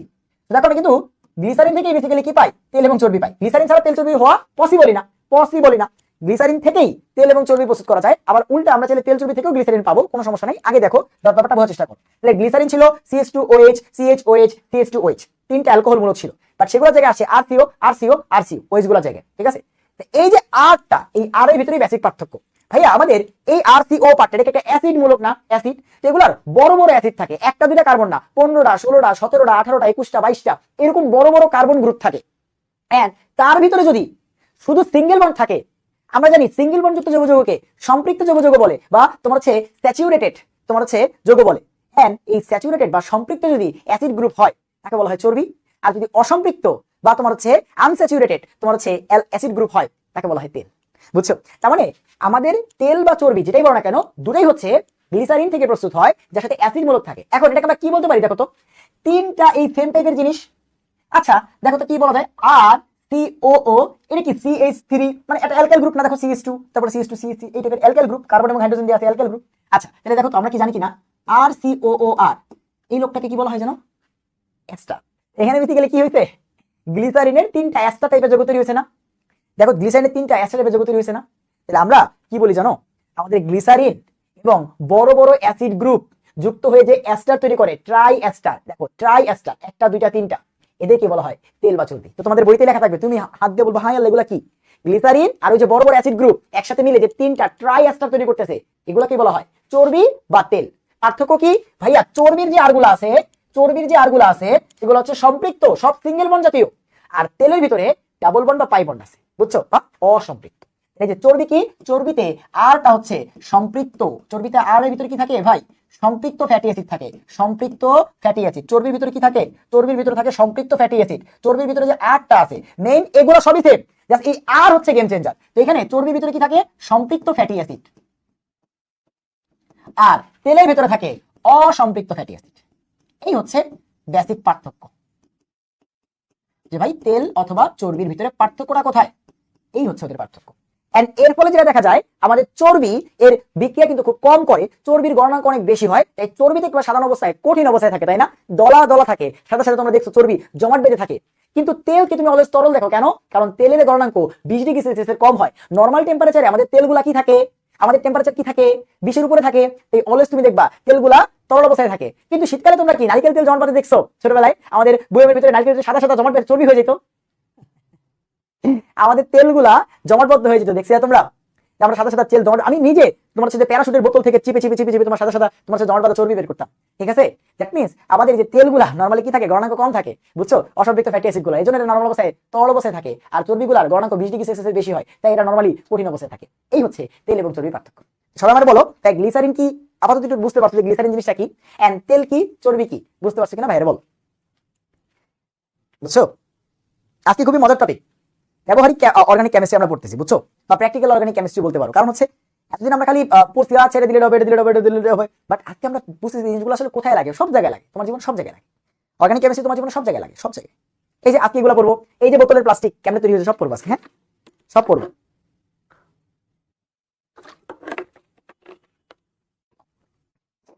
সবাই ভাই একটু বলো যে তেল চর্বি এটা বুঝতে পারছো কিনা। হ্যাঁ, সেই হচ্ছে আমাদের চর্বি, যেখানে মূলত সম্পৃক্ত ফ্যাটি অ্যাসিড থাকে, আর তেলের ভিতরে অসম্পৃক্ত ফ্যাটি অ্যাসিড, এই হচ্ছে পার্থক্য, আর কিছুই না। এন্ড এই যে আর গুলা কি থাকে, বড় বড় গ্রুপ, 15টা কার্বন 16টা কার্বনের গ্রুপ থাকে, ঠিক আছে। কিরকম, যেমন ধর হচ্ছে এরকম আরটা কিরকম থাকতে পারে, C17 H তোমার হচ্ছে 31, এরকম বড় বড় 35, এরকম বড় বড় গ্রুপ থাকে, বুঝছো, বড় বড় অ্যালকাইল গ্রুপ থাকে, ছোটগুলো না, বড় বড় অ্যালকাইল গ্রুপ থাকে। চলো, সো এই যে গ্লিসারিন, এই গ্লিসারিন প্রস্তুতির বিক্রিয়া আমরা দেখবো। প্রথমত গ্লিসারিন প্রস্তুতির বিক্রিয়া চলো একটু দেখি। গ্লিসারিন প্রস্তুতি, তো গ্লিসারিন আমরা প্রস্তুত করবো হচ্ছে তেল চর্বি থেকে। কই থেকে ভাই, এই যে তেল আর চর্বি, আমি তো জানি, আমার মাথায় তো বুদ্ধি আছে যে ভাই তেল এবং চর্বি তো তৈরি হয়েছে গ্লিসারিন দিয়ে, তা ওর ভিতরে গ্লিসারিন তো আছে। কোনোভাবে যদি হচ্ছে ওই যে RCO গুলাকে বাই করে দিয়া, দেখো দেখো কোনোভাবে যদি এগুলার লাথি মেরে বের করে দিয়ে OS দিয়ে দিই, তাহলে তো গ্লিসারিন হয়ে যাবে। হ্যাঁ, এই কাজটা আমরা করবো, ঠিক আছে। অর্থাৎ গ্লিসারিন প্রস্তুত করবো তেল চর্বি থেকে। কেমনে দেখো, তো তেল হোক আর চর্বি হোক সংকেতটা একই রকম। কি হবে ভাই, RCO CH2 RCO CH RCO CH2 অথবা তুমি আগে গ্লিসারিন লিখবা CH2OH CH2OH CH2OH OH গুলো মুছে দিবা RCO RCO RCO বা ডাবল O বসাই দাও, তাহলে হয়ে যাবে তেল বা চর্বি। তেল বা চর্বির স্ট্রাকচার তো দেখতে সেম, কিন্তু বেসিক পার্থক্য R এর ভেতরে সব সিঙ্গেল বন্ড, R এর ভেতরে ডাবল বন্ড বা পাই বন্ড আছে, তাই এর হচ্ছে তোমার হচ্ছে অসম্পৃক্ত, আনস্যাচুরেটেড। ঠিক আছে, চলো এবার আমরা গ্লিসারিন প্রস্তুত করব তেল বা চর্বি থেকে। চলো, সো তেল বা চর্বি থেকে দুই ভাবে গ্লিসারিন প্রস্তুত করা যায়। অ্যাসিড দিয়ে বিক্রিয়া দিলেও তেল তোমার হচ্ছে গ্লিসারিন পাওয়া যায়, ক্ষার দিয়ে বিক্রিয়া দিলেও তোমার হচ্ছে গ্লিসারিন পাওয়া যায়। চলো একটু বোঝার চেষ্টা করি। তো তেল বা চর্বির সাথে আমরা যখন কি করব, তেল বা চর্বি যেটা আছে, এই যে দেখো তো আমার সাথে আবার লেখো। তুমি ফার্স্টে গ্লিসারিন লিখবা, বুঝছো? এটা তোমার জীবনে ভুল হবে না। আবার লিখবা CH2OH, তারপর আবার লিখবা CHOH, সরি এখানে CH2 হবে না কারণ এটা মাছের কাঠ, তোর অলরেডি দুই হাত শেষ। CHOH দেন CH2OH। ঠিক আছে, এন্ড কি করবা এবার, OH গুলো মুছে দাও। জাস্ট এখানে O COR O COR O COR, এটাই হচ্ছে তেল বা চর্বি। তেল হোক আর চর্বি হোক সংকেত তো একই, কোনো সমস্যা নাই। এবার তেল এবং চর্বির সাথে তুমি যদি কি করো, ফার্স্টে দেখো হচ্ছে ধরো আমরা কি করলাম, অ্যাসিড দিলাম, অ্যাসিড অর্থাৎ অম্লীয় মাধ্যমে যদি তোমার কি করি, অম্লীয় মাধ্যমে বিক্রিয়া করাই। ঠিক আছে, এখানে পানি দিলাম, এখানে ধরো অম্লীয় মাধ্যমে আমরা বিক্রিয়া করাইলাম। আবার আমরা যদি হচ্ছে এখানে কি করি, ক্ষার দিই এবং পানি দিই, তাইলেও হবে, কোনো সমস্যা নাই। আসলে বুঝাচ্ছি কিভাবে দুইভাবে গ্লিসারিন পাওয়া যায়। এখানে যখন আমরা অম্লীয় মাধ্যমে পানির বিক্রিয়া দিব, তা পানি মানে কি HROH, তাই তো? এখানে RCOO RCOO RCOO, তাই তো? অলরেডি হয়ে আছে, দেখো তিনটা RCOO বসেই আছে। জাস্ট অম্লীয় মাধ্যমে এই যে H+ অথবা পানি থেকে H+ যখন এখানে যুক্ত হয়ে যাবে, হয়ে গেল আমাদের অ্যাসিড। আর বাকি পানির যে OH-টা এখানে যুক্ত হবে OH OH OH। আরে ভাই এটাই তো গ্লিসারিন, তাই না? তাহলে এই যে বাকি হাতগুলো থেকে কে যুক্ত হবে, CH2OH। দেখো বাকি হাতে কে যুক্ত হবে, দেখো CH2OH CHOH CH2OH, হয়ে গেল আমাদের গ্লিসারিন। এর চেয়ে সহজ বিক্রিয়া আছে? তুমি আমার বলো। জাস্ট অম্লের মধ্যে পানি বিক্রিয়া দাও, H দিয়ে যুক্ত হয়ে যাবে RCOO RCOO RCOO, তাহলে তিনটা RC ডাবল OH এন্ড একটা গ্লিসারিন তৈরি হবে। আবার ক্ষার দাও ভাই, ক্ষার দিলে কি হবে, RCOO RCOO RCOO, সোডিয়ামকে পাইছে। ভাইয়া তুমি কি জানো যে কোন একটা জায়গায় অ্যাসিড হবে? শান্ত ভাইয়া বারবার বলছে যে কোন জায়গায় অ্যাসিড হবে, তুমি RCOO দিয়া থামবা, শান্ত ভাইয়ের কথা মনে করবা। যদি অপশনে কোন জায়গায় সোডিয়াম পটাশিয়াম অ্যামোনিয়াম এরা থাকে, তাহলে তাদেরকে বসাই দিবা, তাহলে জাস্ট এখানে অ্যাসিডের লবণ হবে, বাকি OH গিয়া বসে পড়বে OH OH OH, আবারও পাবা গ্লিসারিন। দেখো একটা স্ট্রাকচারে আমি তোমাকে দুটো বিক্রিয়া বুঝাই দিলাম। জাস্ট অ্যাসিড দিলে এখানে অ্যাসিড পাবা আর গ্লিসারিন পাবা, ক্ষার দিলে অ্যাসিডের লবণ পাবা আর গ্লিসারিন পাবা। এই এই একটু কি পার্থক্য? এটা কি আলাদা করে পড়ার জিনিস? একসাথেই পড়া যায়। আমাদের তেল বা চর্বির সাথে অম্লীয় মাধ্যমে পানির বিক্রিয়া দাও, তাইলেও সেখানে কি পাবা, গ্লিসারিন পাবা, এবং ক্ষারীয় মাধ্যমে পানির বিক্রিয়া দাও, তাহলে সেখানে গ্লিসারিন পাবা। পার্থক্য হচ্ছে অম্লীয় মাধ্যমে অ্যাসিড পাবা, কারণ এখানে কোনো ধাতু নাই, ধাতু না থাকার কারণে এখানে অ্যাসিড পাইছো। বাট এখানে ক্ষার দিছো মানে এখানে কোনো একটা ধাতু আছে, আমরা জানি ধাতুর হাইড্রোক্সাইড গুলাই ক্ষারীয় হয়, তাই এখানে অবশ্যই ধাতু গিয়ে যুক্ত হবে, কারণ ধাতুগুলা হাইড্রোজেনের থেকে বেশি সক্রিয়। তুমি অর্গানিকের প্রত্যেকটা বিক্রিয়াতে দেখছো কখনো ধাতু থাকলে অ্যাসিড হয় না, ওখানে অ্যাসিডের লবণ হয়। একটু কি হচ্ছে পার্থক্য?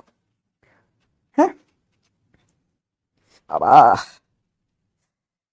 জোশ এসে পড়ে, এগুলো পরে দেখলে বুঝছো, জোশ এসে পড়ে। তো এটা হচ্ছে আমাদের গ্লিসারিনের প্রথম প্রস্তুতি। ঠিক আছে, তেল বা চর্বি থেকে অম্লীয় মাধ্যমে বিক্রিয়া দাও, ক্ষারীয় মাধ্যমে বিক্রিয়া দাও, আমরা গ্লিসারিন প্রস্তুত করতে পারি। এবার আসো যে ভাই আমাদের কারখানাগুলোতে কিভাবে গ্লিসারিন প্রস্তুত করা হয় তেল চর্বি থেকে, উত্তর হচ্ছে না। আমরা এখন আধুনিক পর্যায়ে বলে না পেট্রোলিয়াম জেলি, আমরা মূলত পেট্রোলিয়াম থেকে এগুলা তৈরি করার চেষ্টা করি, পেট্রোলিয়াম থেকে গ্লিসারিন তৈরি করার চেষ্টা করি। তো আমাদের যারা ইন্ডাস্ট্রিয়াল লেভেলে তুমি যদি হচ্ছে গ্লিসারিন প্রস্তুত করতে যাও, সেগুলা পেট্রোলিয়াম থেকে তৈরি করা হয়। ঠিক আছে, চলো দেখি কেমনে কি করা হয়। মেরিল পেট্রোলিয়াম জেলি, তাই না, এগুলা বলে না? আচ্ছা চলো এবার আমরা কি করব ভাইয়া, প্রোপিন থেকে, প্রোপিন, ঠিক আছে, এই প্রোপিন থেকে আমাদের গ্লিসারিন প্রস্তুত করব। প্রোপিন থেকে আমরা কি করব, গ্লিসারিন প্রস্তুত করব। প্রোপিন চিনো তো, প্রোপিন কি? প্রোপিন হচ্ছে CH3 CH double bond CH2। আরে ভাই 3 কার্বনের অ্যালকিন, নরমাল প্রোপিন। এখন আমরা এত তোমার হচ্ছে উল্টাপাল্টা জিনিস দেখতে দেখতে মনে হয় যে এই নরমাল যোগটাই না জানি কি নাকি। হ্যাঁ, তো দেখবা বললিস ভাই আসলে প্রোপিন কিটা ছিল। হ্যাঁ, আচ্ছা, তো এই প্রোপিনের সাথে আমাদের একটু একটা কাজ করতে হবে। প্রথমত এই প্রোপিনকে আমরা একটা প্রভাবকীয় বিক্রিয়ার মাধ্যমে প্রায় 500 ডিগ্রি সেলসিয়াস তাপমাত্রায় ক্লোরিনের সাথে বিক্রিয়া দিব। দিলে যেটা হবে দেখো, কোথাও কোনো চেঞ্জ হবে না, জাস্ট এই যে যেখানে CH3 আছে এই পার্টটা দিকে একটা ক্লোরিন বসে পড়বে, একটা হাইড্রোজেনকে সরিয়ে দিয়ে, বাকি দেখো এখানে তখন দুইটা হাইড্রোজেন থাকবে, বাকি যেভাবে আছে থাকবে। এখানে মূলত বিক্রিয়াটা হয়টা কি একটু বোঝার চেষ্টা করো ভাইয়া। এই যে আমাদের প্রোপিন যেটা দেখো CH3 CH double bond CH2, ঠিক আছে, এখান থেকে যখন একটা হাইড্রোজেন বের হয়ে যায় তখন তাকে আমরা বলি অ্যালাইল মূলক। কি বলি জানো? অ্যালাই। আসলে তোমাদের বোঝাই ভাই, আমাদের ইথিন যেটা আছে CH2 ডাবল বন্ড CH2, এখান থেকে একটা হাইড্রোজেন বের হয়ে গেল, ধরো এই বেটাকে আমরা বলি ভিনাইল মূলক। তো আমাদের ইথিন বা 2 কার্বনের অ্যালকিন থেকে হাইড্রোজেন অপসারিত হয়ে কেউ যখন যুক্ত হয় তখন সেই মূলকটাকে আমরা বলি ভিনাইল মূলক। এন্ড প্রোপিন থেকে হাইড্রোজেন বের হয়ে কেউ যখন যুক্ত হয় তখন তাকে আমরা বলি অ্যালাইল মূলক। অ্যালাইল মূলক। সো যেখানে বেসিক্যালি কি হয়েছে, একটা ক্লোরিন যুক্ত হয়েছে অ্যালাইল মূলকে। তো এটাকে আমরা বলি হচ্ছে অ্যালাইল ক্লোরাইড। ঠিক আছে, অ্যালাইল ক্লোরাইড। সো প্রথমত আমরা এই অ্যালাইল ক্লোরাইডটা তৈরি করি। ফার্স্টে ক্লোরিনের সাথে 500 ডিগ্রি সেলসিয়াস তাপমাত্রায় প্রভাবক দিয়ে বিক্রিয়া করি। এরপর এই বেটাকে আমরা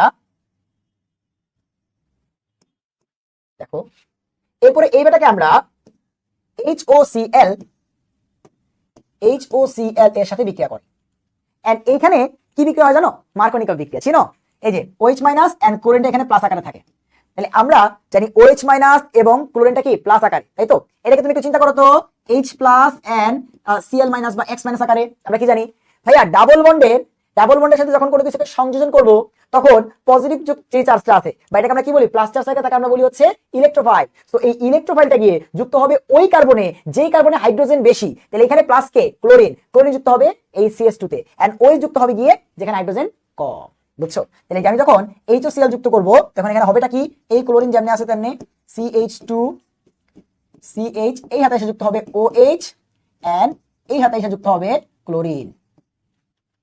ঠিক আছে, আচ্ছা এরপরে ফার্দার আমরা যদি এটার সাথে তোমার হচ্ছে ক্যালসিয়াম হাইড্রোক্সাইড বা চুনের পানি বা ক্ষারের বিক্রিয়া করাই, তখন এখান থেকে কি হবে জানো?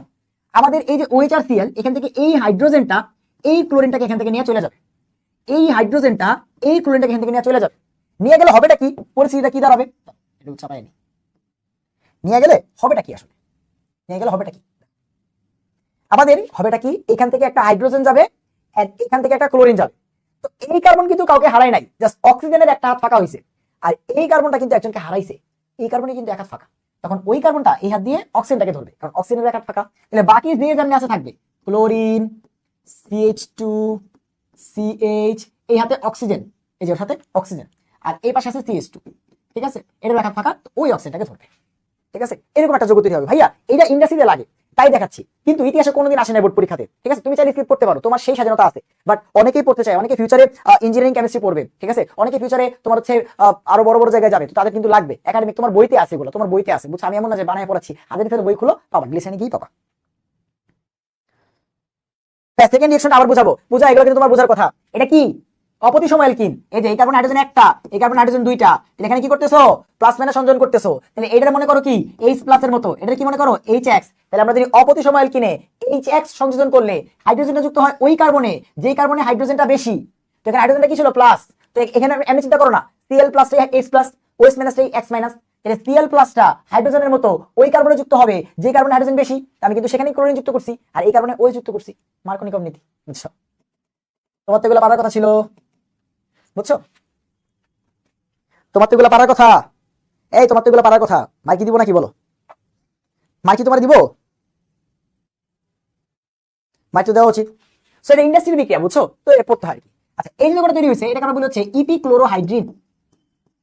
এটাকে আমরা কি বলি ভাই? ইপি ক্লোরোহাইড্রিন। এই যে নাম হচ্ছে ইপি ক্লোরোহাইড্রিন। আর আমরা লাস্ট স্টেজে চলে আসছি। আমাদের এই ইপি ক্লোরোহাইড্রিন যেটা আছে, এই ইপি ক্লোরোহাইড্রিনটাকে দেখো এখন কি করা যায়। এই দেখো আমাদের যেটা বানানো দরকার ছিল আর কি, CH2 এখান থেকে খালি OH আসে, CH OH আসে, CH2 OH আসে, তাহলে তো হয়ে যাচ্ছে। দেখো আমরা এই শেপটা আনছি, বুঝছো? আমরা গ্লিসারিনের ওই তোমার হচ্ছে স্কেলেটন বা কঙ্কালটা আনছি বলতে পারো, যে আমরা ওর কি আনছি ভাই, শেপটা। তো এই পজিশনে এসে আমরা কি করি, তোমার হচ্ছে ক্ষারীয় আদ্র বিশ্লেষণ করি।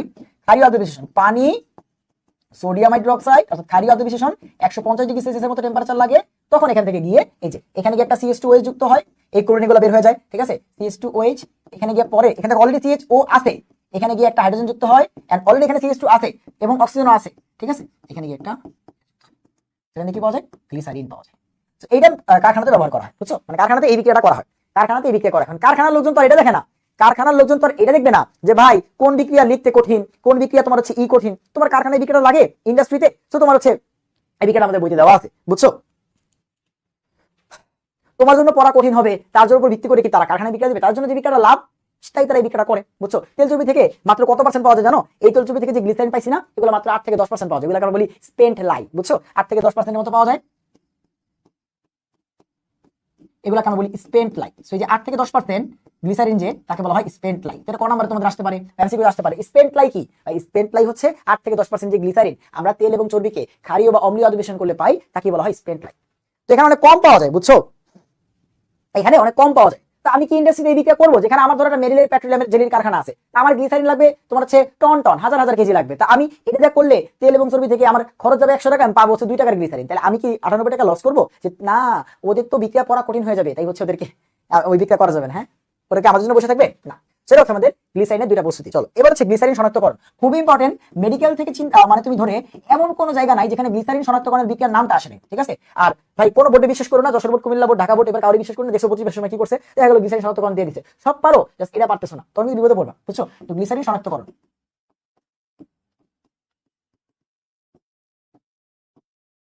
এই সেল কেমিস্ট্রি পড়ছো তোমরা, কোষ রসায়ন, বোটানির থার্ড চ্যাপ্টার, বোটানির থার্ড চ্যাপ্টার পড়ছো? বোটানির থার্ড চ্যাপ্টারে কি গ্লুকোজ পড়াইছে? সাদা ভাই পড়াইছে alpha D glucose, beta D glucose, হ্যাঁ, পেপটাইড বন্ডস, স্টার্চ, সেলুলোজ, হ্যাঁ, এগুলো কিন্তু অর্গানিক কেমিস্ট্রিতে আছে, ঠিক আছে? লাস্টের দিকে একটু হালকা আলোচনা করা আছে, বাট এগুলো কিন্তু পড়ছেন কোথায়? সেল কেমিস্ট্রি বা কোষ রসায়নে, ঠিক আছে? এগুলো কিন্তু অর্গানিকে আছে লাস্টের দিকে, বাট এগুলা তোমরা সেল কেমিস্ট্রিতে আরো ডিটেইলসে পড়বা, ঠিক আছে? আচ্ছা আসো গ্লিসারিন শনাক্তকরণ। ভাই গ্লিসারিন শনাক্তকরণ করা যায় প্রথমত সোডিয়াম দ্বারা, কারণ গ্লিসারিন এটা অ্যালকোহল না, ওইজ আছে না, তো কি অ্যালকোহলকে আমি শনাক্তকরণ করি সোডিয়াম আর PCl5, তো এই দুটো বিক্রিয়া গ্লিসারিনও দিবে, কারণ তো অ্যালকোহল বাবা, ও তো অ্যালকোহল না, অ্যালকোহল না, তাহলে ও সোডিয়াম দ্বারা শনাক্তকরণ করা যাবে, দুনিয়ার যে কোনো অ্যালকোহলকে সোডিয়াম দ্বারা শনাক্তকরণ করা যায়। আমরা গ্লিসারিন নিয়ে নিলাম, CH2, এবার এমনি লিখি, ঠিক আছে, জায়গা বাঁচবে, CH2OH, CHOH, CH2OH। এইটার সাথে আমরা যখন কি করব, সোডিয়ামের বিক্রিয়া দিব, ধাতব সোডিয়াম, তখন কি হবে ভাই, যে কোনো অ্যালকোহলের সাথে সোডিয়ামের বিক্রিয়া দিলে কি হইতো, হাইড্রোজেন বের হয়ে এনে বসে পড়তো, সোডিয়াম বসে পড়তো, হ্যাঁ, তাহলে কি হবে এখানে, এখানে কি হবে, এই যে যা আছে সেগুলোর জায়গায় কি হবে, হাইড্রোজেন বের হয়ে এনে বসে পড়বে, তাই না? হাইড্রোজেন বের কি বসে পড়বে, এনে বসে পড়বে, তো এখান থেকে হাইড্রোজেন গ্যাস বের হতে হবে, তাই না? এটা দেখো, এই যে এখান থেকে যদি হাইড্রোজেন বের হয়ে যায়, এখান থেকে যদি হাইড্রোজেন বের হয়ে যায় তাহলে তো কাজ হয়ে যাবে, তাহলে এখানে কাজ করলে দুটো সোডিয়াম দিলেই হচ্ছে, এখানে একটা সোডিয়াম বসবে, এখানে একটা সোডিয়াম বসবে, এন্ড দুটো হাইড্রোজেন বের হয়ে দুটো হাইড্রোজেন গ্যাস এখানে তৈরি করবে। হাইড্রোজেন গ্যাসের বুদবুদ থেকে তুমি বুঝতে পারবা যে এখানে কি আছে, এখানে গ্লিসারিন আছে, একটা গেল। সিমিলারলি আমরা যেমন PCl5 দ্বারা শনাক্তকরণ করছিলাম, এটাও করতে পারবো PCl5 দ্বারা। PCl5 দ্বারাও আমরা সেম এটা নিয়ে নিলাম, গ্লিসারিন আর লিখতে পারবো না। তো এই গ্লিসারিনকে আমরা যখন PCl5 এর সাথে বিক্রিয়া দিব, আমাদের অ্যালকোহলের বিক্রিয়া কি ছিল, আমরা ROH দিয়েছিলাম প্লাস PCl5, তো বিক্রিয়া করে কি হয়েছিল, RCl প্লাস হচ্ছে HCl, মানে HCl এর ভিতরে অ্যামোনিয়া দিলে সাদা ধাতু তৈরি হবে, এভাবে শনাক্তকরণ করা যায়। এখানে সেম বিক্রিয়া হবে, যত জায়গায় OH আছে Cl হয়ে যাবে, শেষ, সব OH গুলা Cl হয়ে যাবে, সব OH গুলা Cl হয়ে যাবে, শেষ, আর বাকি HCl হবে।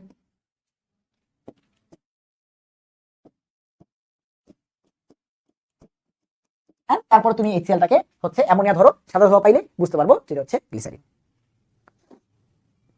ঠিক আছে? আচ্ছা, এন্ড গ্লিসারিনের আরেকটা শনাক্তকরণ হচ্ছে অপসারণ বিক্রিয়া। গ্লিসারিনের আরেকটা শনাক্তকরণ হচ্ছে অপসারণ বিক্রিয়ার মাধ্যমে, এবং এখানে মূলত অ্যাক্রোলিন নামক একটা যৌগ তৈরি হয়, যেটার বাজে গন্ধ থেকে বোঝা যায় যে এখানে গ্লিসারিন আছে, ঠিক আছে? দেখো হয়টা কি, আমাদের গ্লিসারিন যেটা আছে, এই যে গ্লিসারিন, এই গ্লিসারিনকে আমরা যদি পটাশিয়াম বাইসালফেট KHSO4 দিয়ে হিট দেই, KHSO4 এটা দিয়ে যদি হিট দেই, তাহলে এখানে কি হয়, এখানে দেখো আমাদের এমন একটা জিনিস তৈরি হয়, একটু দেখো, CH3 CH double bond CHO। আমাদের ভিনাইলমূলক যেটা আছে CH3CH, তার হাতে CHO থাকে, এখানে বেসিক্যালি হয়টা কি দেখো, আমাদের এই কার্বনটা ছিল কি CH2OH, তাই না? CH2OH, এখানে আছে কি CHO, মানে যে CHO, এই পার্টটা আছে, কিন্তু এখানে হাইড্রোজেন দুটো নাই, তার মানে এখান থেকে দুটো হাইড্রোজেন গেছে, পরের কার্বনে খালি জাস্ট CH আছে, পরের কার্বনে খালি CH আছে, OH টা নাই, তাহলে এখান থেকে এই হাইড্রোজেন H2 গেছে, আর এখান থেকে OH গেছে, আর এই কার্বনে জাস্ট কি আছে, এই তিনটা হাইড্রোজেন আছে, অক্সিজেনটা নাই, এরা সবাই মিলে এই যে হাইড্রোজেন অক্সিজেন কি বানায়, পানি বানায়, ফেরা মিলে কি বানায় ফেলবে, পানি বানায় ফেলবে। তো সব জায়গা থেকে হাইড্রোজেন অক্সিজেন রিমুভ হয়ে এরকম একটা যৌগ তৈরি করে, এই ব্যাটার নাম হচ্ছে অ্যাক্রোলিন। নাম কি? অ্যাক্রোলিন। অপসারণ বিক্রিয়া কেন বললাম, কারণ যেখান থেকে পানি অপসারিত হয়, বুঝছো, এটাকে আমরা বলি অ্যাক্রোলিন।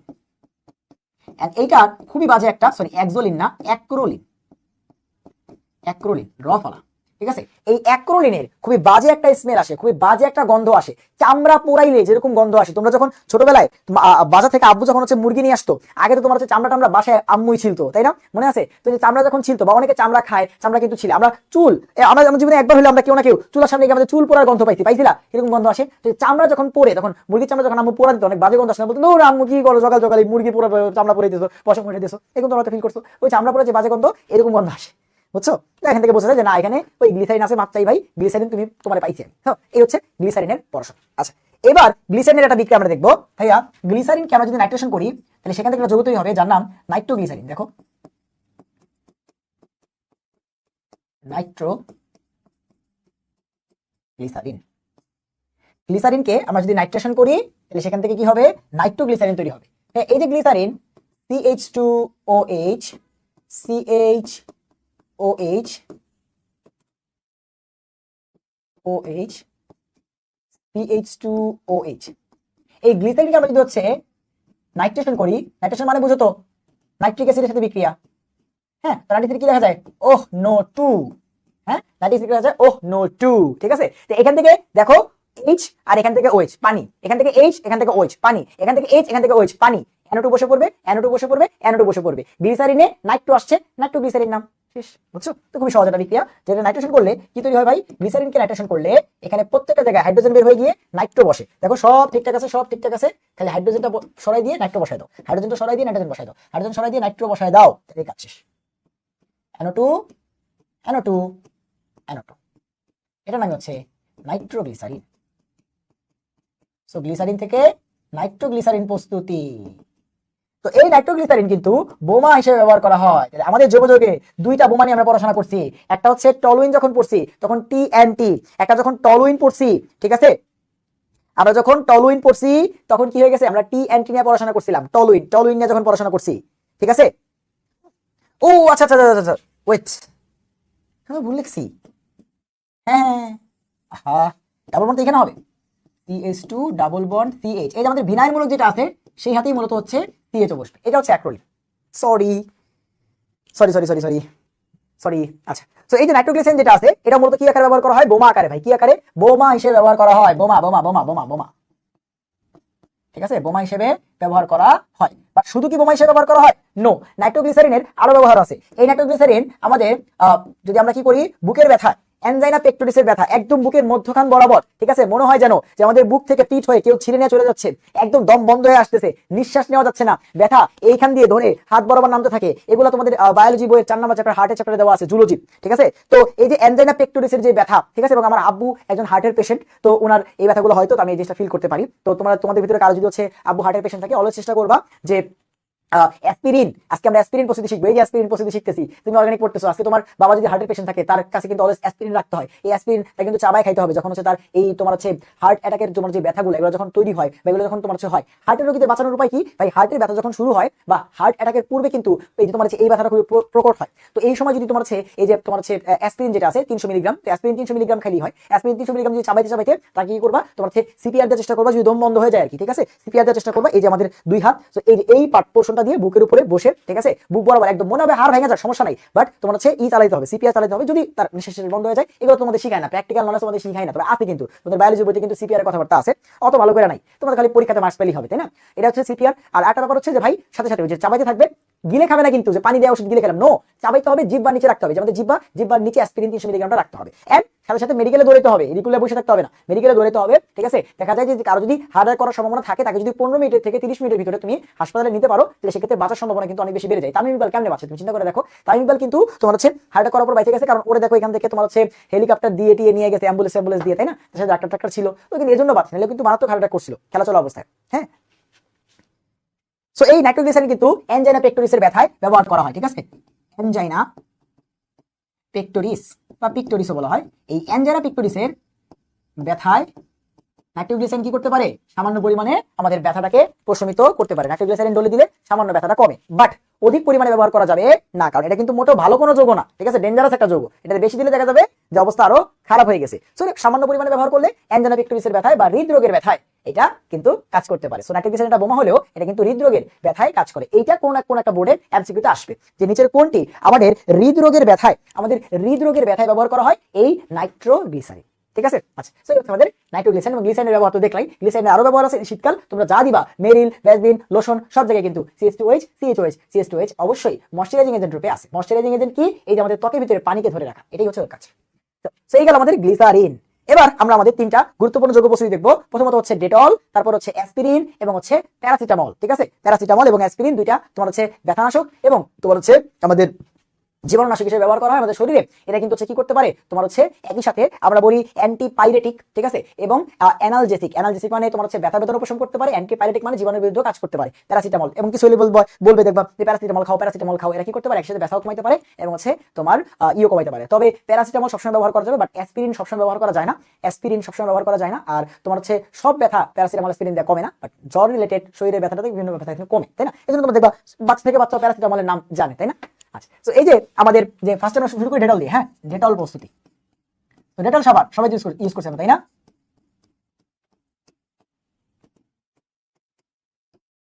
ডেটল, সো এই ডেটল আমরা কেমনে প্রস্তুত করি তার আগে জানার আগে আসো যে ভাই ডেটল আসলে থাকে কি। মানে তোমার কোশ্চেন হবে যে ভাই ডেটলে থাকে কি, তাই না? ডেটলের মূলত থাকে কি? আচ্ছা দেখো, ডেটলের মধ্যে যেটা থাকে সেটা হচ্ছে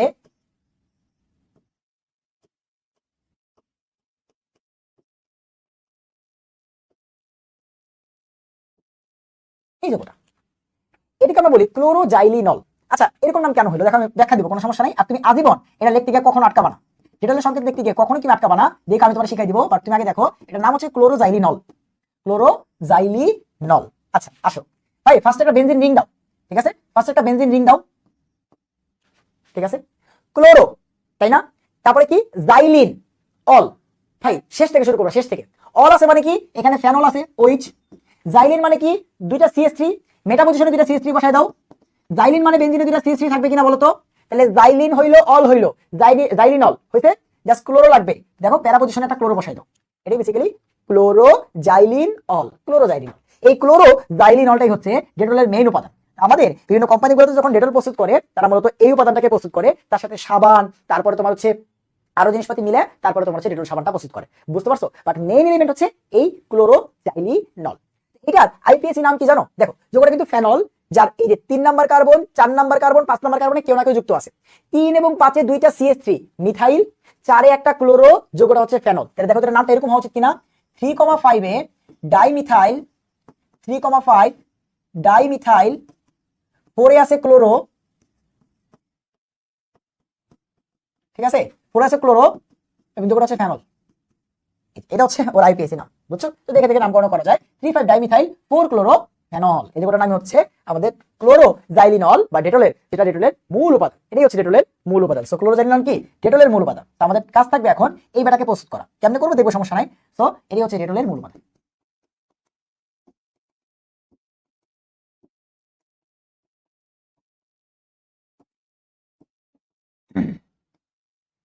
কি ভাই, এটা হচ্ছে ডেটলের মূল উপাদান, ঠিক আছে?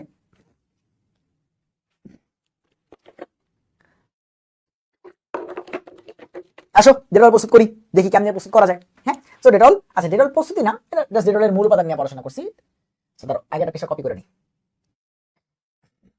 আমি ডেটল নিয়ে কথাবার্তা বলছি, ডেটল প্রস্তুতি শিখাইনি, ডেটল প্রস্তুতি শিখাবো পরের পেজে।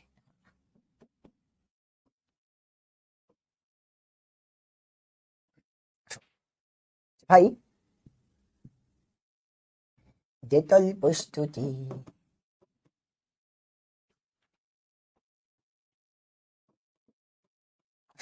সো ডেটল আমরা হচ্ছে প্রস্তুত করবো হচ্ছে ডায়াজোনিয়াম লবণ থেকে। ভাই কই থেকে? ডায়াজোনিয়াম লবণ থেকে। কই থেকে ভাই? ডায়াজোনিয়াম লবণ থেকে। কই থেকে ভাই? ডায়াজোনিয়াম লবণ থেকে। ডেটলকে আমরা প্রস্তুত করবো ডায়াজোনিয়াম। সেই দেখো ডায়াজোনিয়াম লবণ তোমার কোনোভাবেই ছাড়তেছে না। সো ডেটল প্রস্তুত করতে গেলে কি লাগে? ডায়াজোনিয়াম লবণ কিন্তু লাগে, হ্যাঁ, বা ডায়াজোনিয়াম লবণ থেকে প্রস্তুত করা যায়। সো আমরা ডেটল প্রস্তুত করবো ডায়াজোনিয়াম লবণ হতে। আচ্ছা চলো চলো চলো চলো চলো চলো দেখি কেমনে প্রস্তুত করা যায়। আচ্ছা, আমরা ডায়াজোনিয়াম লবণ নিয়ে নিলাম, এই হচ্ছে আমাদের ডায়াজোনিয়াম লবণ, বেঞ্জিনের উপরে N2Cl। আচ্ছা, আমাদের ফাইনাল টার্গেট হচ্ছে এই জিনিসটাকে আনা, তাই তো? এই যে এখানে ছোট্ট করে লেখা রাখতেছি, বেঞ্জিনের এই মেটা পজিশন গুলাতে CH3 আনতে হবে, এইখানে ক্লোরিন আনতে হবে, আর এখানে OH আনতে হবে। আচ্ছা ঠিক আছে, সমস্যা নেই, আনবো আস্তে আস্তে। আমরা ডায়াজোনিয়াম লবণ কেন নিয়েছি জানো? দেখো আমরা যদি ফেনল নিতাম তারপরে অ্যালকাইলেশন করতাম, তাহলে CH3 গুলা কিন্তু অথবা প্যারাতে আসতো, মেটায় আসতো না। আমরা আগে এই কি করলাম, আমরা এই বেটাকে আগে কি করব, অ্যালকাইলেশন করব। CH3Cl অ্যালকাইলেশন করলাম, ড্রাই LCl3 দিয়ে দিলাম। এইখান থেকে যখন কি হবে ভাই, CH3 গুলা গিয়া বসবে, ঠিক আছে? তোর একসাথে দুইবার করছি, তাহলে কি হবে, এই মেটাগুলা দিয়ে গিয়ে CH3 বসবে না, কারণ এই যেখানে কি আছে, এই নাইট্রোজেনের ভিতরে ট্রিপল বন্ড আছে না, পাই বন্ড থাকলে এগুলো কি নির্দেশক হয়? মেটা নির্দেশক হয়। ডায়াজোনিয়াম N2Cl কি নির্দেশক? মেটা নির্দেশক। এই CH3 কই গিয়ে বসবে? মেটা পজিশনে গিয়ে বসবে। কই গিয়ে বসবে? মেটা পজিশনে। তো ধরো একসাথে দুইবার এটা দেখাচ্ছি, দুইবার বিক্রিয়া করেছি, কি হবে, মেটা পজিশন গুলাতে গিয়ে CH3 বসবে। আমরা কিন্তু আমাদের যেটা দরকার তার প্রথম ধাপ পার করে ফেলছি, মেটাগুলোতে CH3 এনে ফেলছি। এবার এটাকে ফেনলে কনভার্ট করার পালা। আমি বলছিলাম ভাইয়া আমি 4 নাম্বার সাইডে যাবো, আমি 4টা স্টার দিয়ে গেলাম, আমি 4 নাম্বার সাইডে যাবো এবং আমি 4টা স্টার দিয়ে গেলাম, ঠিক আছে? 4 নাম্বার স্লাইড 4টা স্টার, যে ভাই ফেনল প্রস্তুতি N2Cl কে OH বানাইতে হবে, তাই না? এটাই তো আমাদের এখন কাজ। দেখো এই যে ডেটল প্রস্তুতির প্রথম ধাপ হয়ে গেছে, CH3 গুলো নিয়ে আসছি, মেটাতে খালি OH লাগবে N2Cl এর জায়গায়। কি করবা? ধরো এটা ধরে হচ্ছে বিক্রিয়া দিয়ে দাও, অম্লীয় মাধ্যমে পানির সাথে বিক্রিয়া দিয়ে দাও, তাইলে এখানে কি হয়ে যাবে? ফেনল। দেখছো মজা মজা মজা মজা, খালি মজা করে। তাহলে এইখানে ডায়াজোনাল লবণ থেকে হয়ে যাবে ফেনল। তাহলে সবই হয়ে গেল, জাস্ট এখন একটা লাগবে ক্লোরিন। আচ্ছা ফেনল কি? অর্থোপ্যালা নির্দেশক। তাহলে এটাকে যদি ক্লোরিনেশন করি, হ্যাঁ ক্লোরিনেশন করি, তাহলে এখানে অর্থ বা প্যারা পজিশনে ক্লোরিন বসবে, তো প্যারাতে বসিত হয়ে গেল, এখানে ক্লোরিনটা বসিত হয়ে গেল, ওই যোগটা ক্লোরোজাইলিনল। তাহলে কি করবো? ক্লোরিনেশন করবো। তার মানে ক্লোরিনেশন বিক্রিয়া দাও, এখানে FeCl3 প্রভাবক দিয়ে দাও, কাজ শেষ। কি হবে? এই যে আমাদের ফেনল ছিল, এইখানে CH3, এইখানে CH3, প্যারা পজিশনে গিয়ে ক্লোরিন বসলে এই লোকটার নামই তো ক্লোরোজাইলিনল, বা যাহা হচ্ছে ডেটলের মূল উপাদান। এটাই কি? ডেটলের মূল উপাদান। আমরা ডায়াজোনাল লবণ থেকে চাইলে কি করতে পারি? ডেটল প্রস্তুত করতে পারি। বুঝছি বুঝছি। আমিও জানি না ভাই, অনেককে ওয়াচিং দেখায়। এখন এরা কি আদৌ ক্লাস করে কিনা আমি কেমনে বলবো বলো? এরা কি ক্লাস করে কি করে না কেমনে বলবো?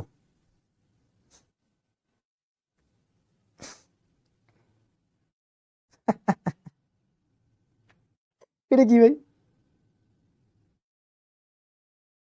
এটা কি?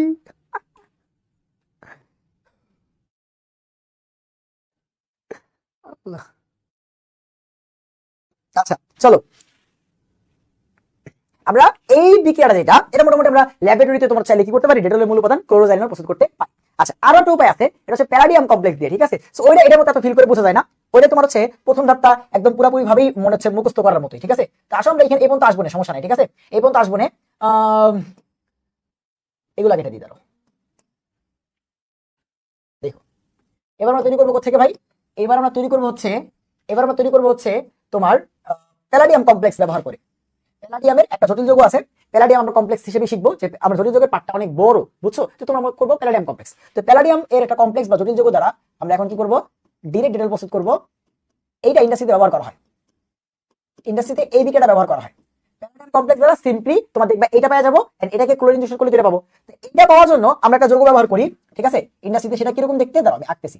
দেখো সাইক্লোহেক্সিন, যার এইখানে একটা অক্সিজেন যুক্ত থাকে, এটা কি হলো? সাইক্লোহেক্সিনের এখানে কিটোন CO ওন যুক্ত আছে, আমরা বলতে পারি না সাইক্লোহেক্সানন। যার এখানে আবার তোমার কি থাকে? একটা ডাবল বন্ড থাকে, এখানে কি থাকে? একটা ডাবল বন্ড থাকে। এন্ড এখানে একটা CH3, এখানে একটা CH3। দেখো ভাই এই যে যৌগটা আছে, এই যৌগটা অলরেডি প্লেটের মতোই, জাস্ট এটাকে অ্যারোমেটিক করতে হবে, আর এখানে ও এর জায়গায় হাইড্রোজেন আনতে হবে, তাইলেই কিন্তু এটা হয়ে যাবে। দেখো পুরোপুরি এটা কাছাকাছি কিন্তু, তাই না? তো এটাকেই এই কাজটা করার জন্য আমরা যে কাজটা করি তোমার হচ্ছে প্যালাডিয়াম কমপ্লেক্সের সাথে বিক্রিয়া করে, প্যালাডিয়াম কমপ্লেক্স। এই যৌগটার নাম কি ধরো আমি লিখতেছি। দেখো ধরো এটা যদি হচ্ছে প্রথম কার্বন হয়, এটা যদি প্রথম কার্বন হয়, ঠিক আছে? এটা second, third, fourth, fifth, six, 3 এবং 5 কি আছে? দুটা মিথাইল, 3,5 এ আছে ডাইমিথাইল। আর তো কোথাও কিছু নাই, ঠিক আছে? 1 নম্বর কার্বনে একটা কিটোন বা ওন আছে, আর এখানে একটা ডাবল বন্ড আছে, তাই তো? আর যোগটা কি? একটা সাইক্লোহেক্সিন, তাই না? তো এখন এখানে দেখো এটা যদি 1 নম্বর কার্বন হয়, তাহলে এখানে কি আছে? তোমার হচ্ছে এখানে দেখো 1 এবং 2 নম্বর কার্বন, এখানে একটা কি আছে? ডাবল বন্ড আছে। আমরা বলি হচ্ছে 3,5 ডাইমিথাইল সাইক্লোহেক্সিন 1 ওন, এই যোগটা ব্যবহার করা হয়। 3,5 ডাইমিথাইল সাইক্লোহেক্সিন 1 ওন, এই যোগটাকে প্যারাডিয়াম কমপ্লেক্সের উপস্থিতি বিক্রিয়া দিলে এই বেটা তৈরি হয়। তারপরে সেম রিঅ্যাকশন করে আমরা সেখান থেকে ক্লোরোজাইলিনল বানাই। এটা হচ্ছে ডেটলের আরেকটা প্রস্তুতি প্যারাডিয়াম কমপ্লেক্স। একটা হচ্ছে ডায়াজোনিয়াম লবণের থেকে, একটা হচ্ছে প্যারাডিয়াম কমপ্লেক্স থেকে। সো এটা থেকে এটা বোঝাটা কিন্তু তোমার হচ্ছে টাফ, হ্যাঁ? তো তুমি জাস্ট খালি মনে রেখে দিবা, কিছুই না। তো বলছে না যে অনেক সব বিক্রিয়া বুঝতে গেলে মার খাবা, ঠিক আছে? সব বিক্রিয়া বুঝতে গেলে মার খাবা। আমি জানি না ভাই ওরা ক্লাস করে কিনা, বলো বলো বুঝতে পারছো কিনা?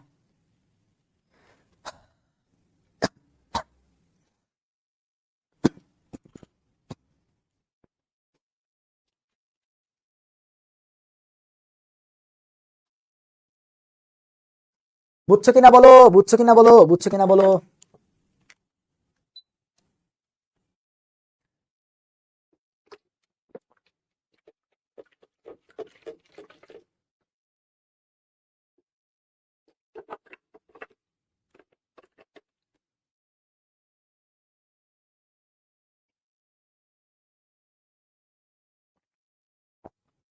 ওকে, সো গেল ডেটল ডেটল ডেটল ডেটল, ঠিক আছে। আচ্ছা, এরপর আসো ভাইয়া অ্যাসপিরিন। অ্যাসপিরিন সব দুনিয়ার সবচেয়ে সোজা, ঠিক আছে। অ্যাসপিরিনের বিক্রিয়া 90% তুমি গতকাল শিখে ফেলছো। অ্যাসপিরিনের 90% বিক্রিয়া গত ক্লাসে শিখে ফেলছো, দেখাবো না কোন বিক্রিয়া, ঠিক আছে। আসো অ্যাসপিরিন প্রস্তুতি, এক স্লাইডে হয়ে যাবে। অ্যাসপিরিনের সংকেত টঙ্কেত সবই লিখবো রে, ঠিক আছে। আগে আসো দেখি, তো আগে অ্যাসপিরিনের সংকেত একটু দেখি, তাই না। অ্যাসপিরিন কি? অ্যাসপিরিন হচ্ছে বেসিক্যালি, এই যে আগে একটু দেখে নিই। অ্যাসপিরিন হচ্ছে বেসিক্যালি দেখো আমাদের স্যালিসাইলিক অ্যাসিড, চিনো? কি জানো গতকাল শিখছিলাম কোপ স্মিথ বিক্রিয়াতে কি তুমি হয় স্যালিসাইলিক অ্যাসিড, এখানে আছে ফেনল আর এখানে হচ্ছে COOH, এটাকে বলা হয় স্যালিসাইলিক অ্যাসিড। তো এই স্যালিসাইলিক অ্যাসিডের ফেনলের যে ওটা আছে, এটা গিয়ে যদি এখানে জাস্ট COCH3 আসে, এটা কি বলা হয় অ্যাসপিরিন ভাই, আর কিছু না। এই লোকটার নাম হচ্ছে অ্যাসপিরিন। এটা পাওয়ার জন্য কি করতে হবে? ফার্স্টে স্যালিসাইলিক অ্যাসিড আনতে হবে এবং তারপরে কোনো না কোনো হবে CH3CO এটা আনতে হবে। তো এটা কেমন জানতে পারলি শেষ। তুমি আগে বলো স্যালিসাইলিক অ্যাসিড বানানো শিখছি কিনা গতকালকে? লাস্ট বিক্রিয়া শিখছিলাম, একদম গত ক্লাসের শেষ বিক্রিয়া, যে ফেনলের দুটো বিক্রিয়া রাইমারটাইমেন আর কোপস্মিথ, এটা ছিল সেই কোপস্মিথ বিক্রিয়ার উপাদান স্যালিসাইলিক অ্যাসিড। তো আগে স্যালিসাইলিক অ্যাসিড প্রস্তুত করো। অ্যাসপিরিন একদম সোজা, অ্যাসপিরিন একদম সোজা, অ্যাসপিরিন একদম সোজা। তো ফার্স্টে স্যালিসাইলিক অ্যাসিড দেখো, ফেনল থেকে কোপস্মিথ বিক্রিয়াটা দেখাচ্ছি। আমরা ফেনলের সাথে যখন কি করলাম, কার্বন ডাই অক্সাইডের বিক্রিয়া দিলাম, ফেনলের সাথে ফেনলের সাথে কার্বন ডাই অক্সাইড দিতে হবে না, আগে তোমাকে তোমার ফিনোজেন আনতে হবে। আগে আমরা সোডিয়াম হাইড্রোক্সাইডের সাথে বিক্রিয়া দিব, তখন এখান থেকে কি হবে? এখান থেকে কি হবে?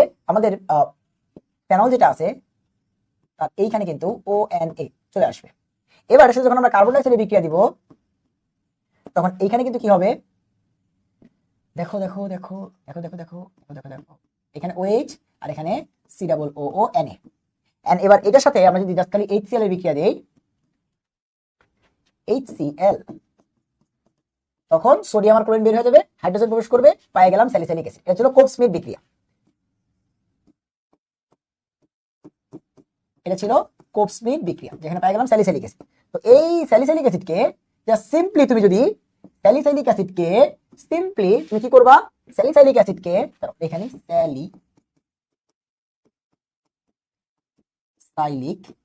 অ্যাসিড কতদিন আমরা পড়ছি এটা, ঠিক আছে।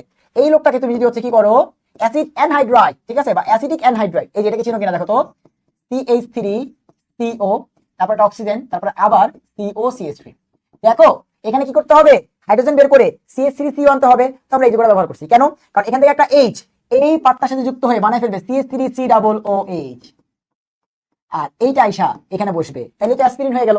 এই কাজটাই হবে আমাদের, নিতে হবে অ্যাসিটিক অ্যানহাইড্রাইড, কি নিতে হবে? অ্যাসিটিক বা ইথানোইক অ্যানহাইড্রাইড। এখন এটাকে তোমাদের সহজে একবার লেখা শিখেছিলাম, মনে আছে কিনা দেখো। এটা হচ্ছে একটা CH3CO, এটা হচ্ছে একটা CH3CO, তা দুইটা CH3CO লিখতে পারি কি? এন্ড দেখো দুইটা CH3CO, দুইটা CH3CO, তার সাথে কি একটা অক্সিজেন, এই যে এভাবে। আবার এই CH3CO মানে কি? অ্যাসিটেট আয়ন না, CH3CO, তাই তো। এই CH3CO কে আমরা লিখলাম অ্যাসিটেট আয়ন, AC, তার মানে AC আছে দুইটা O। অনেক জায়গায় দেখবে বইতে লেখা আছে AC2O, তুমি মনে করবে হ্যাঁ এটা আবার কি? এটা এটাই, ঠিক আছে। CH3CO CH3CO, এটা হচ্ছে অ্যাসিটেট, তারপর হচ্ছে 2, দুইটা আছে এবং একটা অক্সিজেন। AC2O মানে একই জিনিস, হ্যাঁ। তবে দুইটা লেখা রাখতেছি, তুমি যেন বই পড়তে গেলে কনফিউজ না হও, তোমার জন্য বই কোনোভাবে কি করতে না পারে, কনফিউজ করতে না পারে। আমি আগে তোমার সবকিছু বলে দিচ্ছি, হ্যাঁ। বাট তোমাদের বই কিন্তু একবার হলো দেখতে হবে, নালে কিন্তু অর্গানিকের টুকিটাকি কিছু এমসিকিউ আছে, ওগুলো কিন্তু পারবা না, ঠিক আছে। এখানে আমরা কি দিব? ইথানোইক অ্যানহাইড্রাইড, আমি একটা শর্টকাটে লিখলাম CH3CO, দুইটা O, ঠিক আছে। অটোমেটিক আমি লিখতে পারি AC2O, একই কথা, ঠিক আছে। তো এইটাকে আমি যদি বিক্রিয়া দেওয়াই, তখন কি হবে ভাই? যে একটা CH3COO, এখান থেকে H মিলে CH3COOH হয়ে যাবে,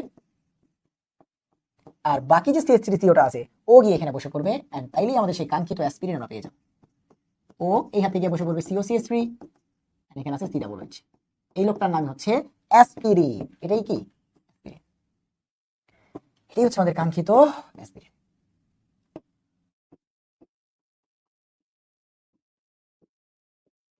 বুঝছি। তবে অ্যাসপিরিন কিন্তু কোনোভাবেই সব জ্বরের ওষুধে ব্যবহার করা যাবে না। ইনফ্যাক্ট অ্যাসপিরিনকে তুমি যদি কোনোভাবে ডেঙ্গু রোগীর কাছে ব্যবহার করো, তার কিন্তু তোমার হচ্ছে কি হবে? ব্লিডিং হতে পারে, মানে রক্তক্ষরণ হতে পারে। সো অ্যাসপিরিন আসলে সব রোগীর ক্ষেত্রে ব্যবহার করা যায় না, ঠিক আছে। তবে প্যারাসিটামল মোটামুটি সব রোগীর ক্ষেত্রেই জ্বরটা আসতে ব্যথা হলে ব্যবহার করা যায়। অ্যাসপিরিন কিন্তু দুনিয়ার সোজা ছিল, কারণ এই পর্যন্ত গত ক্লাসেই পড়ছি যে অ্যাসিডিক অ্যানহাইড্রেট দিলেই অ্যাসপিরিন পাবা। মানে স্যালিসাইলিক অ্যাসিড কিন্তু খুবই প্রয়োজনীয় একটা যৌগ, যার সাথে অ্যাসিডিক অ্যানহাইড্রেট দিলে কি পাওয়া যায়? অ্যাসপিরিন পাওয়া যায়। রেটাল গেল, অ্যাসপিরিন গেল, ফাইনালি রইল প্যারাসিটামল। নাম কি ভাই? প্যারাসিটামল, যার আরেকটা নাম অ্যাসিটোমিনোফেন।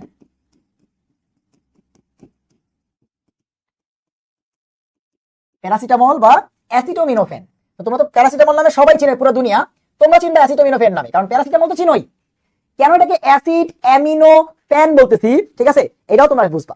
তো প্যারাসিটামল আবার কি, প্যারাসিটামল কি? এই রাজ আছো না, হোস্টেস চেনলিস, হোস্টেস চেনলিস, ভাইয়া হোস্টেস চেনলিস কি হবে না হবে দেখাও, তা বলো প্যারাসিটামলের সংকেত কি? এই বলো। ও হচ্ছে আর তোমার তোমরা তো হয়তো জানো না যে ও হচ্ছে আমার টেলিগ্রামে মেসেজ দিয়েছে ভাই হোস্টেস চেনলিসটা বুঝাই দেন। এই হোস্টেস চেনলিস কি বোঝার জিনিস?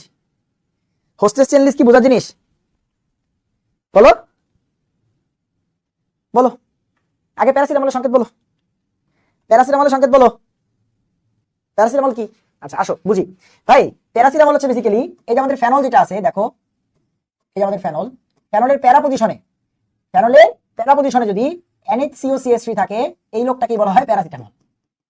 ঠিক আছে, প্যারাসিটামল, এটা কি বলা হয়? প্যারাসিটামল। মানে প্যারা পজিশনে কি আছে? এই যে অ্যাসিটোমূলক আছে, প্যারা পজিশনে কি আছে? অ্যাসিটোমূলক আছে, এটা নামই প্যারাসিটামল।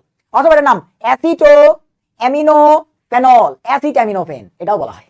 বুঝছো, এটাই প্যারাসিটামল, এটাই তোমরা খাও। তারপর মনে বলবা যে তুমি কিন্তু আসলে এই যেটা খাও, বুঝছো, জ্বর আসলে কিন্তু এটা খাও, নাপা এক্সট্রার ভিতরে এটা থাকে, তারপর তোমার নাপার ভিতরে এটা থাকে, বলতে পারবা তাই না? আচ্ছা আসো, তো এই অ্যাসিড অ্যামিনোফেন বানানোর জন্য অবশ্যই কি লাগবে? ফেনল লাগবে। আচ্ছা, আমরা ফেনল থেকে এটা প্রস্তুত করব, চলো দেখি। ল্যাবরেটরিতে আমরা কি করি? ফেনল থেকে এই যৌগটাকে প্রস্তুত করি কিভাবে দেখো। আমরা প্রথমত ল্যাবের প্রসিডিউরটা দেখি, এন্ড লাস্টে দেখব হচ্ছে হোস্টেস চেনলিস নামক কোম্পানি আছে যারা প্যারাসিটামল প্রস্তুত করে। তো ওই হোস্টেস চেনলিস কোম্পানিটা কিভাবে প্যারাসিটামল প্রস্তুত করে এটা হাদিস এর বইতে দেওয়া আছে, তাই আমরা হচ্ছে পড়াই, তো তোমরা হচ্ছে পড়বা। বাট এগুলো একাডেমিক আসার সম্ভাবনা একদম নাই বললেই চলে, ঠিক আছে, একদম নাই বললেই চলে। হ্যাঁ, বাট তারপর আমরা পড়ে রাখবো, ঠিক আছে। আর কেউ যদি, আমি বারবার করে বলছি, কারো যদি অর্গানিকে দুইটা সিকিউর দেওয়া থাকে, তুমি স্কিপ করে এগুলো, কোনো সমস্যা নাই, কোনো সমস্যা নাই। আমি তো বলতেছি, আমি এজ এ টিচার হিসেবে তোমার এখানে বলতেছি তুমি স্কিপ করো, কোনো সমস্যা নাই, ঠিক আছে। তো তুমি আমার ভরসা করতে পারো যে ভাই এগুলা স্কিপ করলে তোমার কোনো প্যারা হবে না, তোমার কোনো প্যারা হবে না, তুমি টেনশন নিও না, ঠিক আছে, তুমি জাস্ট কোনো টেনশন নিও না।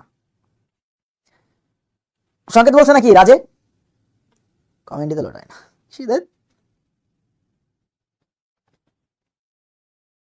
প্যারাসিটামল সংকেত হচ্ছে C8 লিখতে হবে, এভাবে লিখতে হবে, ঠিক আছে, যে ফেনলের প্যারা পজিশনে কি আছে? অ্যাসিড অ্যামিন আছে। হ্যাঁ আচ্ছা, চলো ফেনল থেকে বুঝতে করে দাও। আগে ফেনল নাও, দেখো ধাপে ধাপে আমরা এখানে আসার চেষ্টা করবো। হ্যাঁ, তো ভাইয়া ট্রিক্সটা দেখো কেমনে কি করি। ফেনলকে ফার্স্টে আমি নাইট্রেশন করলাম, দেখো কেন কি করতেছি, আজকাল তুমি দেখতে থাকো, তখন তুমি মিলাইতে পারবে যে কেন এটা করলাম। তো ফেনল কেন নাইট্রেশন করবো, নাইট্রেশন কেমনে করা হয় তুমি জানো, আমরা হচ্ছে সালফিউরিক অ্যাসিড দিব, সালফিউরিক অ্যাসিড উপস্থিতিতে কার্বনিক অ্যাসিডের সাথে সালফিউরিক অ্যাসিড বিক্রিয়া হবে। তো এখানে ফেনল একটা ওই একটা অর্থপেরা নির্দেশক, এর অর্থ বা প্যারা পজিশনে বসবে, বাট আমরা দেখতে পাচ্ছি প্যারাসিটামলে প্যারা পজিশনে নাইট্রোটা লাগবে। আমরা ওই অর্থ হবে ঠিক আছে, আমরা অর্থটা লেখা দরকার নেই আপাতত, কারণ আমার লাগবে যেটা সেটা লিখলাম। এখানে কি হবে? অর্থ পজিশন আইসা নাইট্রো বসবে। আমার কিন্তু এখানে নাইট্রো লাগবে না, আমার এখানে দেখো আমি বেসিক্যালি যে কাজটা করার চেষ্টা করবো, এখানে NH2 বা অ্যামিন আনার চেষ্টা করবো। তারপরে কি করবো জানো, মানে অ্যানিলিনের মতো NH2 আনার চেষ্টা করবো, একটা হাইড্রোজেন বের করে CH3CO আনবো, শেষ, কাজ হয়ে গেল। বুঝছো? তাহলে দেখো আমার ট্রিক্সটা কি, আমি ফার্স্ট এটা বানাইলাম, এবার এটাকে বিজারণ করবো। কি করবো? হাইড্রোজেন দিয়ে বিজারণ করবো, ঠিক আছে। তুমি এখানে এটা ব্যবহার করতে পারো, হাইড্রোজেনের নিকেল ব্যবহার করতে পারো, ঠিক আছে। আবার এখানে আমরা NaBH4 এগুলো ব্যবহার করতে পারি, হাইড্রোজেন লিথিয়াম অ্যালুমিনেট এগুলো ব্যবহার করতে পারি। সো এগুলো ব্যবহার করলে কি হবে? বিজারণ হবে, এই O2 এর বদলে H2 হয়ে যাবে, O2 এর বদলে কি হয়ে যাবে? H2, তাহলে সব ঠিক থাকবে। বিজারণ মানে হাইড্রোজেন প্রবেশ করবে, মিন্স এই O2 বের হয়ে যাবে, H2 আসবে। এই হচ্ছে আমাদের প্রাথমিক কাজ। এবার জাস্ট সিম্পলি তুমি জাস্ট চিন্তা করে দেখো ভাই, তুমি জাস্ট চিন্তা করে দেখো, একটু আগে আমরা এরকম একটা বিক্রিয়া দেখলাম যে আমরা যদি এখানে Ac2O দিয়ে দেই, মানে অ্যাসিডিক অ্যানহাইড্রাইড CH3CO2O, এটা যদি দিয়ে দিই তাহলে ঘটনা কি হবে? এখান থেকে একটা হাইড্রোজেন, এখান থেকে CH3COAO এটাকে নিয়ে COOH মানে CH3COOH বানায় ফেলবে, আর আরেকটা CH3CO এখানে যুক্ত হলে কি হয়ে যাবে? NHCOCH3, শেষ। এই যে প্যারাসিটামল পেয়ে গেলাম। তাহলে এখানে সেই একই ঘটনা কিন্তু এখানে ঘটবে। এখানে আমরা যখন এই অ্যাসিডিক তোমার হচ্ছে অ্যানহাইড্রাইড দিব, তাহলে এখানে OH আর এখানে হয়ে যাবে NHCOCH3। এইটার নামই তো কি? Paracetamol, acid aminophen. হলো, এটা হচ্ছে আমাদের ল্যাবরেটরিতে আমরা ফেনল থেকে কিভাবে তোমার হচ্ছে প্যারাসিটামল প্রস্তুত করি সেই বিক্রিয়াটা, ঠিক আছে। এই বলছি যে এই বিক্রিয়াগুলো চাইলে স্কিপ করতে পারো, পোলাপান ক্লাস থেকে চলে গেছে, দেখছো দুজন না তিনজন, ফাজিল পোলাপান। আবু সলি এবার নাম চেঞ্জ করছে, আবু সলি মোহাম্মদ আব্দুল্লাহ, আরো কিছু আছে নাকি? দেখ সুন্দর নাম, ঠিক আছে। চলো চলো চলো, এরপর ফাইনালি আমরা প্যারাসিটামল প্রস্তুত করবো, ঠিক আছে। বাট এবার হচ্ছে ওই যে কোম্পানিটা যাদের নাম কি, হোস্টেস চেনলিস, তো এই হোস্টেস চেনলিস কোম্পানিটা কিভাবে প্যারাসিটামল প্রস্তুত করে বাজারজাত করে বিক্রি করে আমরা সেই প্রসেসটা দেখবো, ঠিক আছে।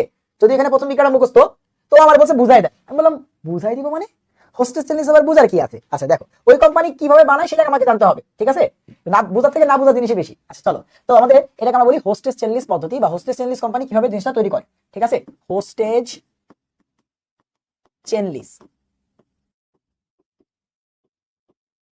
তো এই হোস্টেস চেনলিস পদ্ধতি দেখি, এই হোস্টেস চেনলিস কোম্পানি কিভাবে তোমার হচ্ছে প্যারাসিটামলকে প্রস্তুত করে। তারাও প্রথমে কি করে, ফেনলকে নেয়।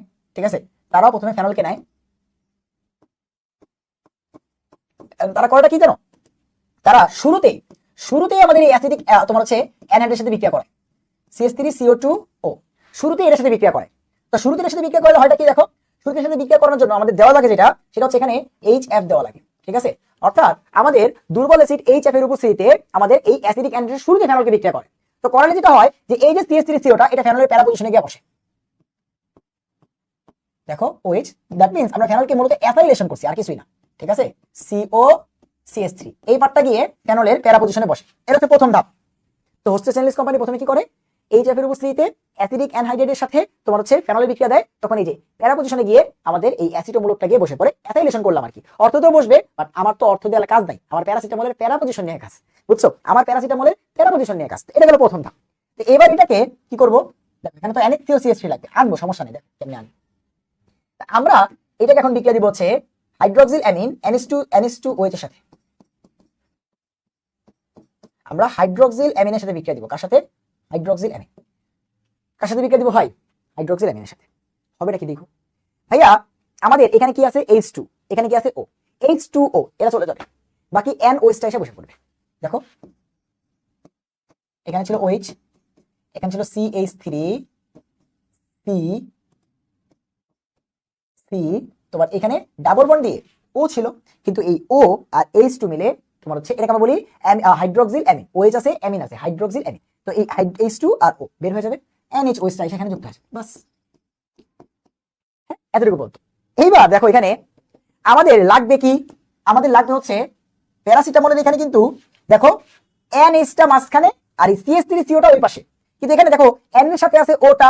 ঠিক আছে, এখানে আছে O টা, কিন্তু এই O টা আসা উচিত হচ্ছে অক্সিজেনের সাথে, আর এই NH টা আসা উচিত এইখানে। তো এই CH3C পার্টটা এইখানে যাবে, এন্ড NH পার্টটা এখানে আসবে। দ্যাট মিন্স এদের ভিতরে একটা রিঅ্যারেঞ্জমেন্ট হবে, নতুন কোনো বিক্রিয়া না। ঠিক আছে, এন্ড এখানে আমরা SO2Cl2 নামক একটা যৌগ ব্যবহার করি, এন্ড তার সাথে তোমার হচ্ছে আমাদের ফ্লুরিক অ্যাসিড ব্যবহার করি, ওটা লিখলাম না, SO2Cl2 দিলেও হবে। এটা যখন দেই তখন কি হবে, এদের ভিতরে একটা পুনর্বিন্যাস হবে, হয়ে তারা প্যারাসিটামল তৈরি করবে। দেখো বলতেছি, OH এখানে হয়ে যাবে NHCOCH3। দেখো সবই এখানে আছে, যা সাজানো নাই। এই সাজানোর কাজটাই করবে হচ্ছে আমরা যখন এগুলাকে দিই, তখন এই N আর H টা এখানে আসবে, NH আর এই COCH3 টা এরপরে গিয়ে সাজবে। তো এই যে দেখো এই জিনিসটা থেকে যে এই জিনিসটা এইভাবে সাজলো, এই জিনিসটা থেকে এই জিনিসটা এইভাবে সাজলো, ঠিক আছে, যে এটা থেকে এই রূপ হয়ে গেল, এই ব্যাপারটাকে বলা হয় ব্যাকম্যান পুনর্বিন্যাস। কি বলা হয় ভাই, একে বলা হয় ব্যাকম্যান পুনর্বিন্যাস। এই প্রসেসটাকে বলা হয় ব্যাকম্যান পুনর্বিন্যাস। আমরা হোস্টেস চেনলিস কোম্পানির পুরো প্রসেসটা দেখলাম যে ওনারা কয়টা কি ভাই, হোস্টেস চেনলিস কোম্পানি যে কাজটা করে সেটা হচ্ছে প্রথমত, হোস্টেস চেনলিস কোম্পানি প্রথমত যে কাজটা করে, ফেনলের সাথে ডাইরেক্টলি অ্যাসিডিক অ্যানহাইড্রাইড তোমার হচ্ছে HF বা দুর্বল অ্যাসিডের সাথে বিক্রিয়া করিয়ে এখানে CH3CO পার্টটা প্যারা পজিশনে অ্যাসাইলেশন করে, দেন তারপরে হাইড্রোক্সিল অ্যামিন দিয়ে এখানে ওই অ্যামিনের পার্টটা আনে, এন্ড তারপরে এটাকে পুনর্বিন্যাস করার জন্য SO2Cl2 এবং তার সাথে বিভিন্ন ফ্লোরিক অ্যাসিড যুক্ত করে তোমার হচ্ছে প্যারাসিটামল বানায়। এন্ড এই যে এটা থেকে এটা যে পুনর্বিন্যাস হলো, এই ঘটনাটাকে বলা হয় ব্যাকম্যান পুনর্বিন্যাস বা ব্যাকম্যান রিঅ্যারেঞ্জমেন্ট। ঠিক আছে, এই আমাদের বইতে কিন্তু আছে। ঠিক আছে, সেই হচ্ছে আমাদের প্যারাসিটামল হোস্টেস চেনলিস পদ্ধতি বা কোম্পানির পদ্ধতি, আমাদের হচ্ছে ফেনল থেকে ল্যাবের পদ্ধতি, অ্যাসপিরিন প্রস্তুতি, এবং হচ্ছে আমাদের ডেটল প্রস্তুতি প্যারাডিয়াম কমপ্লেক্স দ্বারা, এন্ড ডেটল প্রস্তুতি ল্যাবরেটরিতে। ঠিক আছে, সেই হচ্ছে আমাদের ডেটল, অ্যাসপিরিন এন্ড হচ্ছে প্যারাসিটামল। ঠিক আছে, এন্ড লাস্ট টপিক আমাদের এই যৌগযোগের, সেটা হচ্ছে আমাদের পলিমারকরণ। আমরা পলিমারকরণ বিক্রিয়াগুলো আজকে শিখবো। একদম পলিমারকরণ বিক্রিয়া একদমই সহজ, একদমই সহজ। তোমাদের ক্লাস 9-10 ছিল, ওই বেসিক দিয়ে আজকে তুমি প্রায় 7 থেকে 8টা পলিমারকরণের বিক্রিয়া লিখে ফেলতে পারবা। ঠিক আছে, তাও আমি কয়েকটা ইঞ্জিনিয়ারিং স্ট্যান্ডার্ড বিক্রিয়া দেখাবো, বাট তোমাকে যে একাডেমিকে যেগুলো মনে রাখতে বলবো এগুলো মনে রাখবা। মনে রাখবা যে এবার যৌগযোগ কিন্তু ফুল সিলেবাস আসছে, প্রথমবারের মতো 26 ব্যাচ তোমরা ফুল সিলেবাসে পরীক্ষা দিচ্ছ। বিগত কয়েক বছর যদি চিন্তা করো 5-6 বছরে, তাহলে তোমাদের কিন্তু ওই সব টপিকগুলো থেকে কোশ্চেন টিক করতেই পারে, যেগুলো এত বছর ছিল না। স্যারদের হাত কামড়ে দিয়েছিল যে কোশ্চেনটা দিব যে এখান থেকে ইথিন থেকে পলিথিন বানাও, কিন্তু স্যাররা দিতে পারে নাই, কারণ কি সিলেবাসে নাই। বাট এবার তোমার বেলা তো এটা নাই, তো বলে দিবে যে ইথিন থেকে পলিথিন বানাও, পলিমারকরণ বিক্রিয়া কিন্তু আসবে। ঠিক আছে, চলো আল্লাহর নামে শুরু করে দিই আমাদের লাস্ট টপিক পলিমারকরণ। দেখতে দেখতে লাস্ট টপিকে কিন্তু চলে আসলাম। হ্যাঁ, দেখতে দেখতে আমরা শেষ টপিকে চলে আসলাম।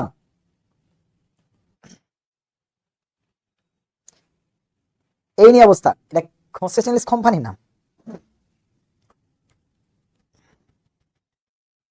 আচ্ছা চলো, তাহলে আমরা এখন দেখবো পলিমারকরণ। আচ্ছা, পলিমারকরণের কনসেপ্টটা আমরা তোমরা যে বেনজিনের সময় একবার শিখছিলাম, তো আবার আসি, সমস্যা নেই। ঠিক আছে, আর তোমাদের কিন্তু অবশ্যই বারবার করে বলছি মেন বইয়ের ক্লাসটা কিন্তু করতে হবে, বুঝছো? মেন বইয়ের ক্লাসটা কিন্তু করতে হবে।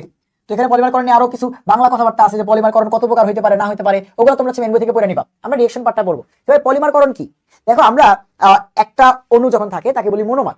তো এরকম এক দুটো থাকলে ডাইমার, ট্রাইমার, এরকম ভাবে আস্তে আস্তে আস্তে মার মানে অণু, ঠিক আছে, মনো মানে এক, তোমরা জানো ডাই মানে দুই, পলি মানে তোমার হচ্ছে বহু, ট্রাই মানে তিন। তো অনেকগুলো অণু একসাথে যুক্ত হয়ে বড় বড় যে যৌগ গঠন করার প্রসেস তাকেই বলা হয় পলিমারকরণ বিক্রিয়া। ব্যাপারটা বুঝছো? তাকে বলা হয় পলিমারকরণ বিক্রিয়া। এখন এই যে পলিমারকরণ বিক্রিয়া এটা আসলে কিভাবে হয় চিন্তা করো। আমাদের ক্লাস 19 এর সেই বিখ্যাত বিক্রিয়া দিয়ে আমি শুরু করতে চাই যে ভাই এই যে ইথিন, দেখো ethene CH2 double bond CH2, এটা হচ্ছে ইথিন। এখন কি করতে হবে, এই ইথিনের আরো যেই সব ভাই ব্রাদাররা আছে এরকম আরো হাজার হাজার হাজার হাজার ইথিনকে একসাথে যুক্ত করতে হবে। এখন এটা কিভাবে যুক্ত হবে, দেখো ভাই ওদের কাছে কিন্তু কি আছে, পাই বন্ড আছে একটা, দেখো পাই বন্ড আছে, দেখছো? এটা ভাঙবে, ভাঙলে হবেটা কি, দেখো ভাঙলে হবেটা কি, ভাঙলে হবেটা কি, এই যে CH2 এটারও একটা হাত ফাঁকা হয়ে গেল, এটারও একটা হাত ফাঁকা, মাঝখানে পাই বন্ডটা ছিল নাই হয়ে গেল। এই যে CH2 তারও একটা হাত ফাঁকা, এরই তো অবস্থা, মাঝখানে পাই বন্ডটা ভেঙে দিছি, এটারও একটা হাত ফাঁকা, এটারও একটা হাত ফাঁকা। এভাবেই ওরা কি করবে, সবাই এভাবে একটা হাত ফাঁকা একটা হাত ফাঁকা এভাবে বসে থাকবে। তারপর ধর এটা একটা হইলো, এরকম আরো আসলো, ধর এরকম আরো আসলো, এরকম আরো আসলো, এটা তো একটা, তাই না? এরকম ধর একটার পর একটা হচ্ছে, একটার পর একটা হচ্ছে আর যুক্ত হচ্ছে। এই যে ওরা হাত ফাঁকা রাখছে কেন, ওরা হাত ফাঁকা রাখছে কেন? তুমি বলতে পারো ভাই দুদিকে হাত ফাঁকা কেন? আরে ভাই হাত ফাঁকা না, বুঝাইছি যে এখানে এদিকে আরো যুক্ত হবে, এদিকে আরো যুক্ত হবে, একটার পর একটা যুক্ত হতে থাকবে হতে থাকবে হতে থাকবে হতে থাকবে, বুঝতে পারছো? এইখানে তুমি আরো যুক্ত করো, কোনো সমস্যা নাই। এই যে এটা মূলত এভাবে একটার পর একটার পর একটা কি করতে থাকবে, যুক্ত হতে থাকবে, একটার পর একটা, কিন্তু দুইটা আছে তাই না, এদেরও দুইটা, এটাতে কপি করে আবার যুক্ত করে দাও। এই দেখছো, তাহলে এই তিন দেখো কাম না করছে কি, কতগুলো একসাথে যুক্ত করেছে। এখন এইটারে আবার নিয়ে আসো, এটা আবার নিয়ে আসো, ঠিক আছে? দাঁড়াও, এখানে প্রায় কয়টা আছে দেখো, একটা ইথিন, দুইটা ইথিন, তিনটা ইথিন, চারটা ইথিন, ঠিক আছে? এটা নিয়ে আসো, ছোট করো একটু, ঠিক আছে? কপি করো, না আরেকটা যুক্ত করে দাও। এইভাবে ওরা বড় বড় কি তৈরি করে, তোমার হচ্ছে পলিমার যৌগ তৈরি করে। এখানে কি একটা ইথিন আছে না, বহু ইথিন আছে, বহু ইথিন। ওই যে লাস্টের দুটাকে আমরা কি করবো, হাত বের করে লিখবো। এটা কি বোঝায় যে এখানে আরো যুক্ত হবে, কারণ অনেকগুলা একসাথে যুক্ত হয়ে কি তৈরি করবে, পলিমার তৈরি করবে।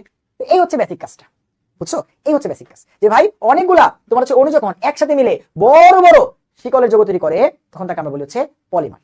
এখন এটা এভাবে হইতে পারে যেটা দেখাইলাম, আরো অনেক প্রসেস আছে, ঠিক আছে? তো আমাদের দুই ধরনের বিক্রিয়া আসবে, একটা হচ্ছে সংযোজন পলিমার, একটা হচ্ছে তোমার হচ্ছে ঘনীভবন বা কনডেনসেশন পলিমার। তোমাদের 19 এর বইতে যে দুটো ছিল ওখান থেকে কোশ্চেন এখনো আসে। একটা হচ্ছে সংযোজন পলিমার, এই যে যাদের ভিতরে পাই বন্ড আছে এন্ড পাই বন্ড দুই ভাবে ভেঙে গিয়ে দুই দিকে হাত ফাঁকা হয়ে বিভিন্ন মূলক যুক্ত হতে থাকে হতে থাকে হতে থাকে একটা একটা যুক্ত হতে থাকে, এটাকে বলা হয় সংযোজন পলিমার, কারণ একটা একটা ডাইরেক্ট সংযোজন হচ্ছে। আর আরেকটা হচ্ছে ঘনীভবন পলিমার, যেখানে এক টাইপের আলাদা একটা যৌগ থাকবে এবং আরেকটা আলাদা যৌগ থাকবে, তারা একসাথে একটা থেকে ওএইচ আরেকটা থেকে এইচ পানি বের হয়ে তারা ঘনীভূত হয়ে যাবে, একসাথে যুক্ত হবে এবং একটা পর একটা যুক্ত হতে থাকবে সেই পলিমারটাকে আমরা বলি ঘনীভবন পলিমার বা কনডেনসেশন পলিমার। এবং তার एग्जांपल ছিল তোমাদের ক্লাস 19 এর বইয়ে নাইলন 6:6 এর বিক্রিয়া, যেখানে তোমরা অ্যাডিপিক অ্যাসিড এবং হচ্ছে হেক্সামিথিলিন ডাইয়ামিনের বিক্রিয়া থেকে নাইলন 6:6 তৈরি করছিলাম। যেমন তোমরা সবাই চালের বস্তায় নাইলনের সাদা সুতা দেখছো, অথবা তোমরা সবাই নাইলনের সুতা কিন্তু একটা একটা জায়গায় দেখছো, তাই না? তো আমরা দুটো নিয়ে আলোচনা করবো। ফার্স্টে আসো আমরা সংযোজন পলিমারের যে বিক্রিয়াগুলো আছে, সংযোজন পলিমারকরণের যে সব বিক্রিয়া আছে সেগুলো আগে শিখবো, ঠিক আছে? তবে এখানে লেখা রাখি যে ভাই বিক্রিয়ার ধরনের উপর ভিত্তি করে পলিমারকরণের বিক্রিয়া দুই রকমের হতে পারে, একটা সংযোজন আর একটা হচ্ছে ঘনীভবন, একটা হচ্ছে সংযোজন আর একটা হচ্ছে ঘনীভবন, একটা হচ্ছে সংযোজন আর একটা হচ্ছে ঘনীভবন। এই দুই ধরনের পলিমার করণ থেকে আমাদের পরীক্ষাতে কোশ্চেন আসতে পারে, তবে সংযোজনটা বেশি ইম্পর্টেন্ট। হ্যাঁ, সংযোজনটা বেশি ইম্পর্টেন্ট, চলো দেখি। আর সংযোজন আমি তোমাদের কাছে একটা বিক্রিয়া শেখাবো, একটা দিয়ে তুমি 9টা পলিমার বানাতে পারবা, ঠিক আছে? চলো আগে বেসিক বুঝি। তো সংযোজন বিক্রিয়ার এক্সাম্পল কি, সংযোজন পলিমার দিয়ে আমাদের যে পলিথিন, পলিথিনের নাম কি শুনছো নাকি শোনো নাই? এই যে প্লাস্টিকের বোতল, প্লাস্টিকের বোতল কি থেকে তৈরি হয় জানো? আমাদের পলিস্টেরিন। আজকে সব তুমি তৈরি করবা নিজে, সব তুমি নিজে তৈরি করবা, ঠিক আছে? আমি কিছু করাবো না। দেখো তো এই যে পলিথিন, দেখো নামের শুরুতে খালি পলিযুক্ত করে দিবা, ইথিন নামের শুরুতে পলিযুক্ত করে দাও, পলিথিন শেষ। মানে কি অনেকগুলো ইথিন একসাথে সংযোজন হয়েছে, এটাই, ঠিক আছে? পলিথিন। তারপরে পলিপ্রোপিলিন বা পলিপ্রোপিন, ইথিনকে যেমন একসাথে যুক্ত করছো এরকম যদি প্রোপিন গুলো একসাথে যুক্ত হয় তাহলে তার নাম কি, পলিপ্রোপিন। তারপরে ধরো হচ্ছে আমাদের আর কি সংযোজন পলিমার আছে, আমাদের টেফলন, টেফলন একটা সংযোজন পলিমার, ঠিক আছে? দেখবা টেফলন কি, ঠিক আছে? তারপর আর কি কি আছে, আমাদের পলিস্টেরিন, পলিস্টেরিন একটি তোমার সংযোজন পলিমার। তারপর আমাদের আছে PVC, polyvinyl chloride, polyvinyl chloride, PVC pipe, হ্যাঁ আরএফএল পিভিসি পাইপ, ঠিক আছে? বাড়িতে লাগান এখনই, আপনি হচ্ছে থাকবেন ওই এই সেই হাবিজাবি বলে, তাই না? বাড়িতে লাগাইতে বলে। এই যে পিভিসি, পিভিসি পাইপটাও কি পলিমার, ঠিক আছে? কোথা থেকে তৈরি হবে, দেখবা যে ভিনাইল ক্লোরাইড আর কি আছে পলি, তার মানে অনেকগুলো ভিনাইল ক্লোরাইড একসাথে যুক্ত হলেই তার নাম পলিভিনাইল ক্লোরাইড, ঠিক আছে? কাজ একটাই হবে, ডাবল বন্ড ভেঙে দিবা, দুই পাশে হাত ফাঁকা করে দিবা, শেষ, এটাই বিক্রিয়া। হ্যাঁ, তো পিভিসি। তারপরে polyvinyl alcohol, polyvinyl alcohol, polyvinyl acetate, PVAC, সিটা ছোট হাতের, ঠিক আছে? Polyvinyl acetate. এই সবগুলা রিঅ্যাকশন আমরা আজকে দেখবো। তারপরে আসো যে ভাইয়া আমাদের এই পাশে ঘনীভবন পলিমারের ভিতরে আমরা দেখবো হচ্ছে নাইলন 6:6, আমরা দেখবো হচ্ছে ডেক্রন। এই ডেক্রন বেসিক্যালি সুতা, কৃত্রিম সুতা তৈরিতে ব্যবহার করা হয়, ঠিক আছে, বিভিন্ন কৃত্রিম সুতা তৈরিতে ডেক্রন ব্যবহার করা হয়। ডেক্রন দেখবো আমরা, ঠিক আছে, ডেক্রন। তারপর হচ্ছে আমরা দেখবো হচ্ছে পলি ইথিলিন টেরিথেলেট, PTEE, ঠিক আছে। তবে যেখানে যে তোমার টেফলন যেটা আছে এটার নাম হচ্ছে পলি, আচ্ছা এটা শর্টকাটে লিখি PTFE, এটাকে বলা হয় PTFE। কেন PTFE বলা হয় সব বলবো, সমস্যা নেই। পলিইথিলিন তোমার হচ্ছে পলিটেট্রাফ্লোরোইথিলিন আর কি, এটা এর জন্য বলা হয় PTFE। এটার নাম হচ্ছে পলিইথিলিন টেরিথেলেট। এর মূলত তোমার হচ্ছে টেরিথেলেটের একটা তোমার কি তৈরি করে, পলিমার তৈরি করে। সবই দেখবা, সমস্যা নেই, তুমি তো এখনো চিনো না টেরিথেলেট কি, ডেক্রন কি, সবই তুমি দেখো, সমস্যা নেই।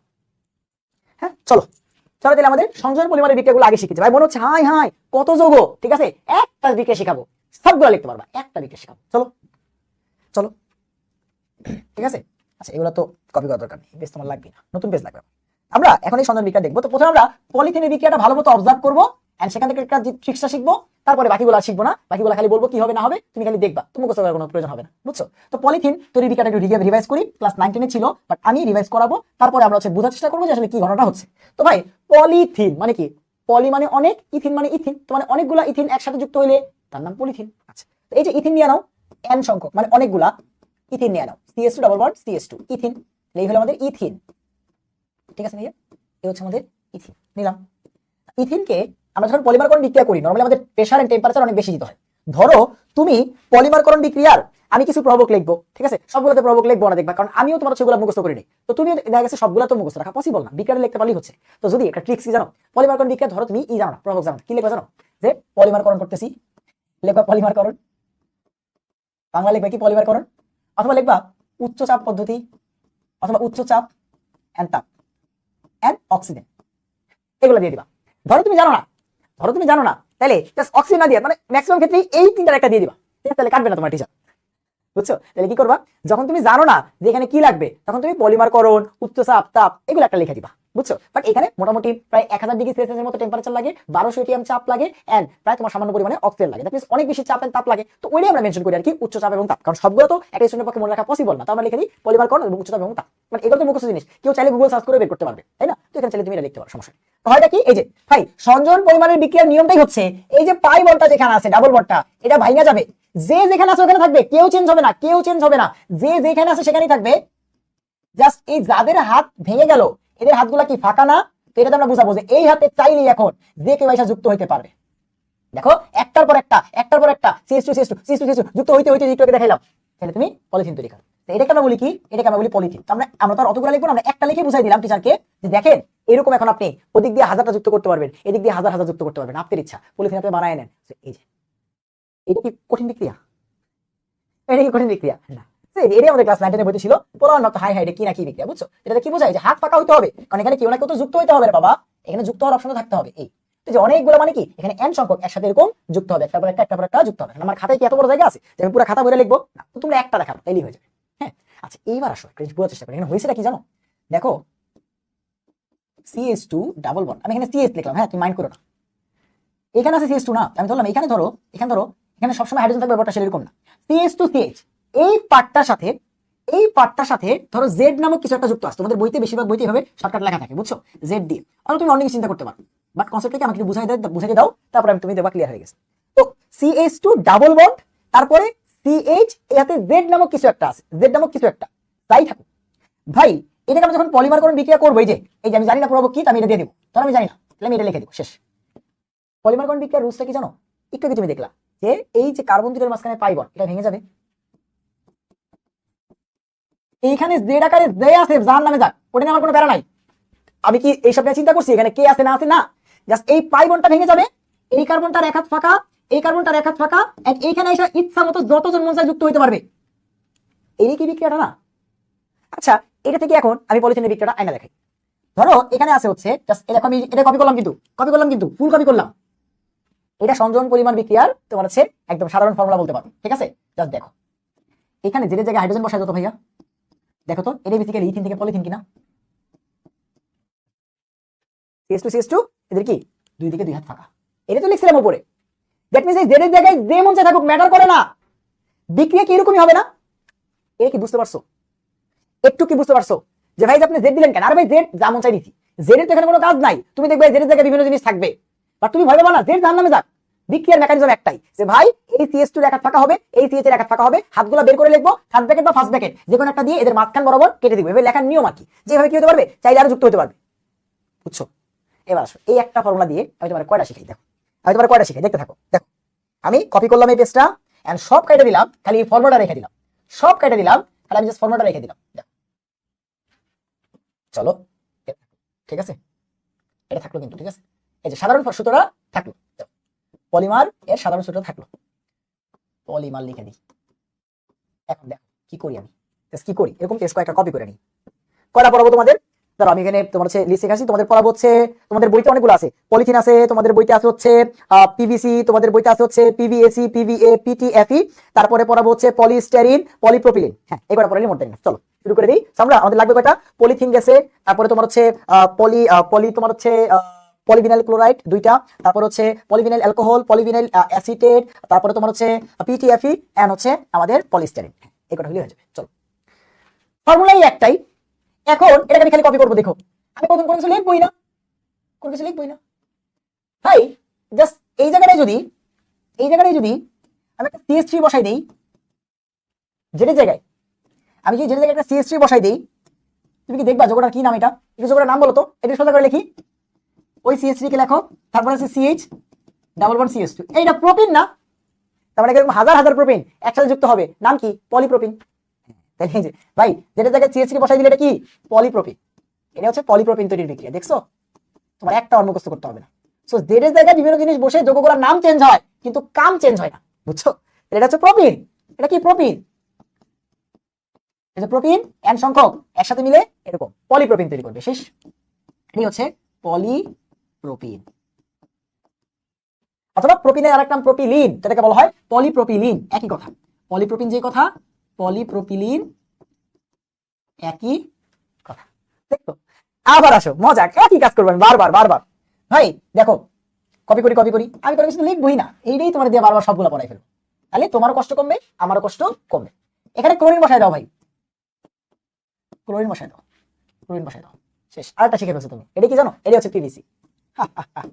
এটাই পিভিসি, এটাই পিভিসি। বুঝছো ভাই? দেখো তো CH2 ডাবল বন্ড CH, এটাকে বলা হয় না ভিনাইল মূলক? সেই ভিনাইলে ক্লোরিন আসছে, নাম কি? Vinyl chloride. এই ক্লোরিনটা একটু উপরে দিতে অন্যরকম লাগে, এটা তো এইটাই, এটার নাম কি? Vinyl chloride. এটাই কি? Vinyl chloride. আরে বাবা রে, অনেকগুলা ভিনাইল ক্লোরাইড একসাথে কি বলবা? Polyvinyl chloride, PVC।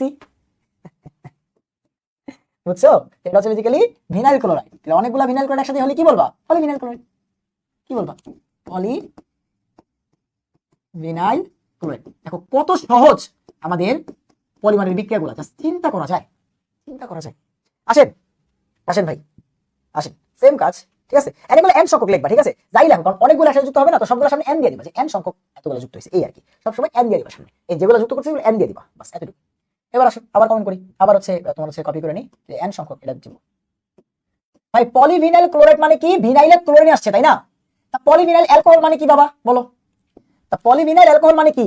PVA, polyvinyl alcohol মানে কি? জেড এর জায়গায় অ্যালকোহল আসছে, OH। শেষ। এটাকে আমরা বলি কি? Vinyl alcohol. ভিনাইলে OH আসছে, ভিনাইল অ্যালকোহল। এটা কি? Polyvinyl alcohol. শেষ। মানে অনেকগুলো এরকম যুক্ত হবে না, নাম কি? Polyvinyl alcohol. আমি কি নতুন কোনো কিছু তোমাকে শিখিয়েছি? না। জেড এর জায়গায় অ্যালকোহল বসলে পলিভিনাইল অ্যালকোহল, ক্লোরিন বসলে পলিভিনাইল ক্লোরাইড, CH3 আসলে পলিপ্রোপিলিন, তাই না? আচ্ছা আসো, পলিভিনাইল অ্যাসিটেট। আচ্ছা এটার জন্য এটাকে পুরোপুরি কপি করি। হ্যাঁ, পলিভিনাইল অ্যাসিটেট খালি এখানে একটা C আসবে, পলিভিনাইল অ্যাসিটেট এখানে ছোট একটা C আসবে। অ্যাসিটেট মানে এখানে COCH3, অ্যাসিডের COCH3 মূলকটা থাকবে, এই আর কিছু এটাই কাজ। এখানে খালি COCH3 মূলকটা থাকবে, এই এর নাম হয়ে যাবে, এর নাম কি? দেখো ভিনাইল অ্যালকোহল ছিল, এখানে নাম কি? Vinyl acetate. CH3CO মানে অ্যাসিটেট না? এই যে কি হবে, এই CH3COO মানে অ্যাসিটেট, সরি এই দেখো CH3COO মানে অ্যাসিটেট, তাই না? তাহলে এখানে হবে কি? দেখো OCOCH3, এইটা, এটা মানে হচ্ছে অ্যাসিটেট। বুঝছো? একটা অপশন কম দিয়ে ফেলছি, সরি, OCOCH3। তাহলে অ্যাসিটেট বসছে, এটার নাম কি হয়ে যাবে? Polyvinyl acetate. এটার নাম কি? Vinyl acetate, vinyl acetate. বুঝছো? একদম সহজ, একদম সহজ। আর কি বাকি রইলো? টেফলন, তাই না? আচ্ছা, টেফলন। আর কি কোনো কিছু বাকি আছে? পিটিএফ দেখেছো, পলিস্টাইরিন বাকি আছে। চলো পলিস্টাইরিন দেখে ফেলি। আচ্ছা, সেম কপি করো, সমস্যা নেই, কপি করো, কপি করো, কপি করো, কপি করো রে। আচ্ছা, তো পলিস্টাইরিন বানাবা, আগে স্টাইরিনকে চিনতে হবে না? জেডের জায়গায় যদি বেনজিন বক্স থাকে ফিনাইল মূলক, এটার নাম হচ্ছে পলিস্টাইরিন। দেখছো কত কঠিন বিক্রিয়া? আরে বাবা রে বাবা, জেডের জায়গায় যদি বেনজিন মূলক থাকে এটার নাম হচ্ছে স্টাইরিন। জেডের জায়গায় যদি বেনজিন মূলক থাকে তার নাম হচ্ছে স্টাইরিন। তো অনেকগুলো স্টাইরিন যুক্ত হলে কি হয়ে যাবে? পলিস্টাইরিন। পলিস্টাইরিন। দেখছো কি কঠিন, কি কঠিন বিক্রিয়া? এটা হচ্ছে স্টাইরিন। তো অনেকগুলো স্টাইরিন একসাথে যুক্ত হলে কি হবে? পলিস্টাইরিন। শেষ।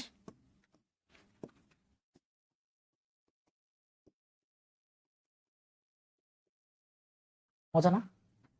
দেখছো কতগুলো পলিমার কোন বিক্রিয়া একটা সিম্পল ফর্মুলা দিয়ে পড়ছি। যেটা জায়গায় যা বসাবা, বেনজিন বসাইলে স্টাইরিন, ঠিক আছে, অ্যাসিডেট বসাইলে পিবিএসি, পলিভিনাইল অ্যাসিডেট, ভাইয়া অ্যালকোহল বসাইলে পলিভিনাইল অ্যালকোহল, ভাইয়া ক্লোরিন বসাইলে পলিভিনাইল ক্লোরাইড পিভিসি, ভাইয়া এখানে সিএস3 বসাইলে পলিপ্রোপিলিন, ভাইয়া এখানে হাইড্রোজেন বসাইলে পলিথিন। বুঝছো? আচ্ছা আসো ফাইনালি পিটিএফই, এটার জন্য এই ফর্মুলা লাগবে না, ঠিক আছে?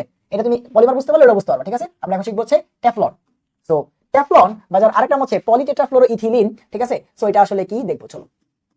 টেফলন বা পিটিএফই কেন এরকম নামকরণ হয়েছে পরে দেখবো না, আসো আগে বুঝি টেফলন আসলে কিভাবে তৈরি হয়। টেফলন হচ্ছে বেসিক্যালি এই যে আমাদের দেখো ইথিলিনকে তো চিনো তাই না? CH2 ডাবল বন্ড CH2 এর নাম হচ্ছে কি? ইথিলিন। তা ইথিলিনের তোমার হচ্ছে এখানে কি থাকে? দুইটা হাইড্রোজেন। এই দুইটা হাইড্রোজেনকে রিপ্লেস করে সবগুলা কারণে দুইটা করে ফ্লোরিন নিয়ে আসি, এটার নাম হচ্ছে দেখো কি ভাইয়া, এখানে ইথিলিনের ভিতরে 4টা ফ্লোরিন আসছে না? এটার নাম কি বলা উচিত? টেট্রাফ্লোরো বা 4টা ফ্লোরো আসছে। টেট্রাফ্লোরো কার মধ্যে? ইথিলিনের ভিতরে। এটার নাম কি? টেট্রাফ্লোরো ইথিলিন। এটা হচ্ছে আমাদের মনোমার। এবার ভাই তুমি তো জানো যে এরকম কোনো কিছু যখন পলিমার কোণ বিক্রিয়া করে কি হবে? এই পাই বন্ডটা ভেঙে যাবে, ওর এক হাত ফাঁকা, ওর এক ফাঁকা, শেষ। বিক্রিয়া ওই একটাই, বিক্রিয়া ওই একটাই। তো সঞ্জন পলিমার কোণের বিক্রিয়া দুনিয়ার সোজা ভাই, দুনিয়ার সোজা। এখানে তুমি যে জানো না যেহেতু, তাহলে কি লিখে দিবা যে ভাই পলিমারকরণ করতেছি, ঠিক আছে, উচ্চ চাপ দিয়ে ও তাপ দিয়ে, বাস তুমি এটা লিখে দিবা। বুঝছো? এন্ড তাহলে কি হবে? এই যে যা আছে তাই থাকবে, CF2 CF2, এটা এক হাত ফাঁকা, এটা এক হাত ফাঁকা। এটাই হচ্ছে ভাই টেট্রাফ্লোরোইথিলিন অনেকগুলা, এর নাম কি? পলিটেট্রাফ্লোরোইথিলিন, পলিটেট্রাফ্লোরোইথিলিন, পিটিএফই। বুঝছো? অনেকগুলা যুক্ত হয়ে গেছে, নাম কি? পলি টেট্রাফ্লোরোইথিলিন, পিটিএফই। এন্ড এই টেফলন কই ব্যবহার করা হয় জানো? বাকি যে আগে যতগুলো বললাম এগুলো সব পাইপ, প্লাস্টিক, সিরিঞ্জ, ঠিক আছে, বিভিন্ন বোতল, এগুলো তৈরিতে ব্যবহার করা হয়। কিন্তু এই যে পলিটেট্রাফ্লোরোইথিলিন এটা ব্যবহার করে জানো? আমাদের আম্মুরা এখন নন স্টিক কড়াই অনেক পছন্দ করে, দেখবা সবসময় নন স্টিক কড়াই ব্যবহার করে। ওই যে যেসব কড়াইগুলোতে তেল গ্যাস লেগে থাকে না, ধুইলে সবকিছু পরিষ্কার হয়ে যায়। ওই যে নন স্টিকে যে আবরণটা, সেই আবরণটা টেফলনের। ওই যে নন স্টিক যে আবরণটা কড়াইগুলোর ভিতরে যে এখন নন স্টিক কড়াই বলে বিক্রি করে, যে নন স্টিক আবরণটা, সেই আবরণটাই বেসিক্যালি টেফলন। তাহলে আমাদের টেফলনের কাজ কি ভাইয়া? নন স্টিক কড়াইতে আবরণ তৈরি করতে ব্যবহার করা হয়। বা তুমি মনে রাখবা নন স্টিক কড়াইতে কি ব্যবহার করা হয়? টেফলন। নন স্টিকি কড়াইতে, নন স্টিকি প্যান লেখা লাগে, ঠিক আছে? কড়াই বললে বলবে ভাইয়া তো খ্যাত বাংলা বলে, ছি, প্যানও বলতে পারে না, ছি ছি, ঠিক আছে? নন স্টিকি প্যান অথবা কড়াইতে কি ব্যবহার করা হয়? এই পলিটেট্রাফ্লোরোইথিলিন ব্যবহার করা হয়। বলেন ভাই, আপনাদের সঞ্জন পরিমাণ কোন বিক্রিয়ার 8টা বিক্রিয়া পড়াইছি, কোনটা কি আলাদা? কোনটার প্রসেস একটু আলাদা? আপনি কি বুঝতে পারছেন? আমার একটু রেস্ট লাগবে ভাই, দমটা বন্ধ হয়ে গেল। কতক্ষণ হয়েছে ভাই? 2 ঘন্টা 20 মিনিট। আল্লাহ রে বাঁচাও আমার। এই বলো বাবা, বলো বলো বলো বলো বলো, কটা বললাম? একটা ফর্মুলা দিয়ে, পলিথিন, পলিপ্রোপিলিন বা polypropene, PVC, polyvinyl alcohol, polyvinyl acetate, polystyrene, Teflon. বলেন একটু কি আলাদা ছিল? যারা জীবনে প্রথমবারের মতো পলিমার কোণ পড়ছো তারাও বুঝতে পারছো বিক্রিয়াগুলো কি? এখানে একই টাইপের যেগুলো বারবার যুক্ত করবে। এখন পাই বন্ড আছে, সুবিধা কি? মাঝে মধ্যে কোশ্চেন আসে অ্যালকিন কেন পলিমার যৌগ গঠন করে? কারণ ওদের কাছে পাই বন্ড থাকার সুবিধা হচ্ছে, ওরা দুই পাশে কি করতে পারে, দুইটা কারণ হাত ফাঁকা করতে পারে, ফলে এখানে এসে বিভিন্ন মৌলগুলা যুক্ত হতে পারে। আমরা দেখবো এখন ঘনীভবন পলিমারের প্রথম এক্সাম্পল। ঘনীভবন পলিমারের প্রথম এক্সাম্পল নাইলন 6:6, নাইলন 6:6 কিভাবে তৈরি করা হয় সেটা, যদিও ক্লাস 9 10 বইতে ছিল, বাট ভাই একবার দেখাই দিই। হ্যাঁ, কারণ বিক্রিয়াটা দেখতে কিন্তু খুবই ভয়ঙ্কর, পলট ভয় পান। এগুলো সব ঘনীভবন পলিমার। দ্যাট মিন্স এই বিক্রিয়াগুলোতে হবে কি ভাই, খালি দেখবা পানি বের হয়েছে আর কিছু না, খালি পানি বের হবে। তো কোত্থেকে পানি বের হবে এটা জানতে পারলেই শেষ, বাকি যে যেমনে আছে অমনেই থাকবে, খালি পানি বের করতে হবে। পানি বের হয়ে তারা একসাথে যুক্ত হয়ে ঘনীভূত হয়ে যাবে। আগে যে জিনিসগুলো দেখতেছিলাম ভাই, এই যে সংযোজন পলিমারগুলো, সেখানে কিন্তু একই টাইপের কার্যকরী মূলক যুক্ত হচ্ছিল, মানে একই জিনিস বারবার বারবার যুক্ত হচ্ছিল। বাট ঘনীভবন পলিমারে দেখবা দুইটা ভিন্ন কার্যকরী মূলকের যৌগ কি হচ্ছে, পানি অপসারিত হয়ে একসাথে যুক্ত হচ্ছে। তো নাইলন দেখলে বুঝবা। তো নাইলন তৈরি হয় বেসিক্যালি অ্যাডিপিক অ্যাসিড এবং হচ্ছে তার সাথে হেক্সামিথিলিন ডাইয়ামিন যৌগ থেকে। তো দুটো যৌগ লিখি, তারপরে বিক্রিয়াটা কমপ্লিট করি, তারপর তোমার সবকিছু বুঝাই দিছি। তো অ্যাডিপিক অ্যাসিড কি জানো? অ্যাডিপিক অ্যাসিড একটা ডাইকার্বক্সিল লিখেছি, যের মধ্যে 6 কার্বনের। তো আমি একটু সুন্দর করে লিখি COOH, তাহলে তোমার বুঝাই দিকে কষ্ট হবে, তোমরা আগে লিখবা। হ্যাঁ, HOOC, ঠিক আছে, এন্ড তারপরে CH2 তাহলে কটা হবে 4টা, তারপর হচ্ছে COOH। ভাইয়া এটা হচ্ছে অ্যাডিপিক অ্যাসিড, তোমরা অ্যাডিপিক অ্যাসিডের নাম হয়তো শুনছো, ঠিক আছে। সো অ্যাডিপিক অ্যাসিডে কি থাকে, দুইটা কার্বক্সিলিক অ্যাসিড মূলক থাকে, মাঝখানে 4টা মিথিলিন মূলক থাকে, ঠিক আছে। সেটা কারণ হচ্ছে অ্যাডিপিক অ্যাসিড। এই গেল অ্যাডিপিক অ্যাসিড, তার সাথে আমরা যুক্ত করব হচ্ছে হেক্সামিথিলিন ডাইয়ামিন। তার মানে অ্যামিন এবং আরেকটা অ্যামিন থাকবে, ডাইয়ামিন থাকবে, বাট তার ভিতরে কি বারবার করে বলতেছি হেক্সামিথিলিন, মানে 6টা মিথিলিন আর কিছুই না। তাহলে CH2 থাকবে 6টা, এন্ড তারপরে আবার একটা অ্যামিন, এটাই হচ্ছে হেক্সামিথিলিন ডাইয়ামিন। আচ্ছা, তো এরা একসাথে যুক্ত হবে। এখন দেখো ভাই ঘটনা কি হয়, দেখো কতটুকু সহজ বিক্রিয়াগুলো। খালি কি বলছে, পানি বের। দেখো এই যে কার্বক্সিলিক অ্যাসিড, এখানে আছে OH এন্ড অ্যামিনে আছে হাইড্রোজেন। তাহলে এখান থেকে OH, দেখো দেখো দেখো দেখো দেখো একদম সোজা, এখান থেকে OH আর এখান থেকে একটা হাইড্রোজেন, এখান থেকে একটা হাইড্রোজেন, দুইটা না, ঠিক আছে। এখান থেকে একটা হাইড্রোজেন, ধরো আমি তীর চিহ্ন দিয়ে দেখাই, এখান থেকে একটা হাইড্রোজেন। তাহলে এই যে এখান থেকে OH, এখান থেকে হাইড্রোজেন, 1 মোল পানি বের হইলো, এন্ড এরা একসাথে যুক্ত হবে। বাট পরে যে আরো এরকম যৌগ আসবে, তারা কই যুক্ত হবে, এই যে এই পাশগুলোতে এসে যুক্ত হওয়ার কথা না। তার মানে যে এই পাশেও দেখো, এখানে আছে OH, এখানে আছে হাইড্রোজেন, একদম সিমিলারলি এখান থেকে যাবে OH এন্ড এখান থেকে যাবে হাইড্রোজেন। এই যে বাস, এরা কেন বের হইলো, এরা বের হইলো, এরপরে তো আরো একসাথে এরকম এসে যুক্ত হবে না, সেগুলোকে যুক্ত করার স্পেস থাকতে হবে না, দুই পাশে ফাঁকা থাকতে হবে না এরা তৈরি করার জন্য। তাহলে দেখো হলোটা কি, এখান থেকে এটা চলে গেলে এই পাশটা ফাঁকা হয়ে গেল, পরে হলো কি CO, তাই না, খালি COটা পরে আছে, কারণ OH টা তো চলে গেছে। তারপরে যে যেমনি আছে CH2 4টা, এগুলা কোনো চেঞ্জ হবে না, কোনো হাত দিবা না, এগুলো যেমনি আছে CH2 4টা। তারপরে কিন্তু OH চলে গেছে, আবার পরে আছে CO। তারপর দেখো এই যে একটা হাত ফাঁকা, সেই হাতে এখানে নাইট্রোজেন কিন্তু হাইড্রোজেনকে হারাইছে, এটা এসে যুক্ত হয়ে যাবে NH। তারপরে যা আছে তাই CH2 6টা, এন্ড তারপর এখানে এটা কিন্তু হাইড্রোজেন হারাইছে NH, একটা হাত ফাঁকা। এই দেখো দুই কোণায় দুজনের একটা হাত ফাঁকা। তাহলে যে মাঝের পানিটা বের হইছে এদেরকে যুক্ত করতে, আর শেষের পানিটা বের হইছে দুইটা হাত ফাঁকা করতে। এখন একটা পর একটা এসা যুক্ত, এটাই নাইলন 6:6। দেখো খুব ভয় পাই তোমরা, তাই না। তো এটা ঘনীভবন পলিমারের প্রথম एग्जांपल, যাকে আমরা বলি নাইলন 6:6। এটার নাম কি, এটার নাম হচ্ছে হেক্সামিথিলিন ডাইয়ামিন, ঠিক আছে। এটি সো ঘনীভবন পলিমারের কাজ হচ্ছে এটা পানি বের হয়ে যাবে, একদম একদম হুবহু। দেখো হুবহু আমরা ডেক্রনের বিক্রিয়াটা দেখব। তো ডেক্রন বেসিক্যালি কৃত্রিম সোনা তৈরিতে ব্যবহার করা হয়, এন্ড এই ডেক্রন বেসিক্যালি তোমার টেরিথেলিক অ্যাসিড থেকে তৈরি করা হয়। কোথা থেকে, টেরিথেলিক অ্যাসিড। এটা আবার কি, একদম সিমিলার এর মতো। দেখো HOOC, দেন মাঝখানে ছিল 4টা CH2 4, তাই বলছিলাম অ্যাডিপিক অ্যাসিড, তাই না। মাঝখানে বেনজিন যদি থাকে বা আমাদের ফিনাইল মূলক, তারপর আবার একটা COOH, এটার নাম হচ্ছে টেরিথেলিক অ্যাসিড, টেরিথেলিক। তো এই টেরিথেলিক অ্যাসিড এর সাথে আমরা যদি ইথিলিন গ্লাইকল, কি নাকি CH2OH CH2OH, এইটার নাম কি ইথিলিন গ্লাইকল, মনে আছে বেয়ার পরীক্ষা, ইথিনকে বেয়ার পরীক্ষা দিলে সেখান থেকে তৈরি হইতো, ইথিনকে বেয়ার পরীক্ষা দিলে সেখান থেকে তৈরি হইতো CH2OH CH2OH, এই লোকটার নামই হচ্ছে ইথিলিন গ্লাইকল। তো এই যে এগুলা আমরা হচ্ছে যুক্ত করব, করলে কি হবে দেখো, আবার একই জিনিস, এখান থেকে OH যাবে, এখান থেকে OH যাবে, ইথিলিন গ্লাইকলের ভিতরে এখান থেকে হাইড্রোজেন যাবে, গেল একটা। আবার এই যে এখান থেকে আরো গুলো যুক্ত করতে হবে, তাহলে এই কর্নার থেকে OH যাবে, এই কর্নার থেকে হাইড্রোজেন যাবে, শেষ। এই হচ্ছে কাজ, বুঝছো। তাহলে যা থাকবে বাকিগুলোকে লিখে দাও, বাকি যা থাকবে লিখে দাও ছোট্ট করে। তাহলে এখানে থাকতেছে CO, এক হাত ফাঁকা, আচ্ছা একটু সুন্দর করে লিখি। এখানে থাকতেছে কি CO, এটা একা থেকে কেউ নাই, OH চলে গেছে। তারপরে বেনজিন, বেনজিন এখানে কিছু করে নাই, যেমন আছে বসে থাকবে, চুপচাপ বসে থাকবে। তারপরটায় CO, এই বেটার OH চলে গেছে, এক হাত ফাঁকা, সেই হাতে সেইখানে O, দেখো অক্সিজেনটা এক হাত হারাইছে O, তারপরে যা আছে তাই CH2, তারপর আবার হচ্ছে CH2, মানে যা আছে আমি দেখে দেখে লিখতেছি আর কিচ্ছু না, ঠিক আছে। যা আছে আমি দেখে দেখে লিখতেছি, নিচে লিখি, ঠিক আছে, বা একটু একটু উপরে লিখে দিতে হয়, এখানে লিখে দিতে হবে CH2 এন্ড তারপর এখানে কি আছে O, এক হাত ফাঁকা, এই যে এই যৌগটা তৈরি হয়েছে, এটার নাম হচ্ছে আমাদের পিটিই। ঠিক আছে, টেরিথেলিক অ্যাসিড অনেকগুলো একসাথে যুক্ত হইলে পলি টেরিথেলিক অ্যাসিড, এটা বলা হয় পিটি। বুঝছো, এটাই তোমার হচ্ছে আমরা ডেক্রন নামে পরিচিত, যেটা কৃত্রিম সুতো তৈরিতে ব্যবহার করা হয়, যেটা কৃত্রিম সুতো তৈরিতে ব্যবহার করা হয়, যেটা কৃত্রিম সুতো তৈরিতে কি করা হয়, ব্যবহার করা হয়।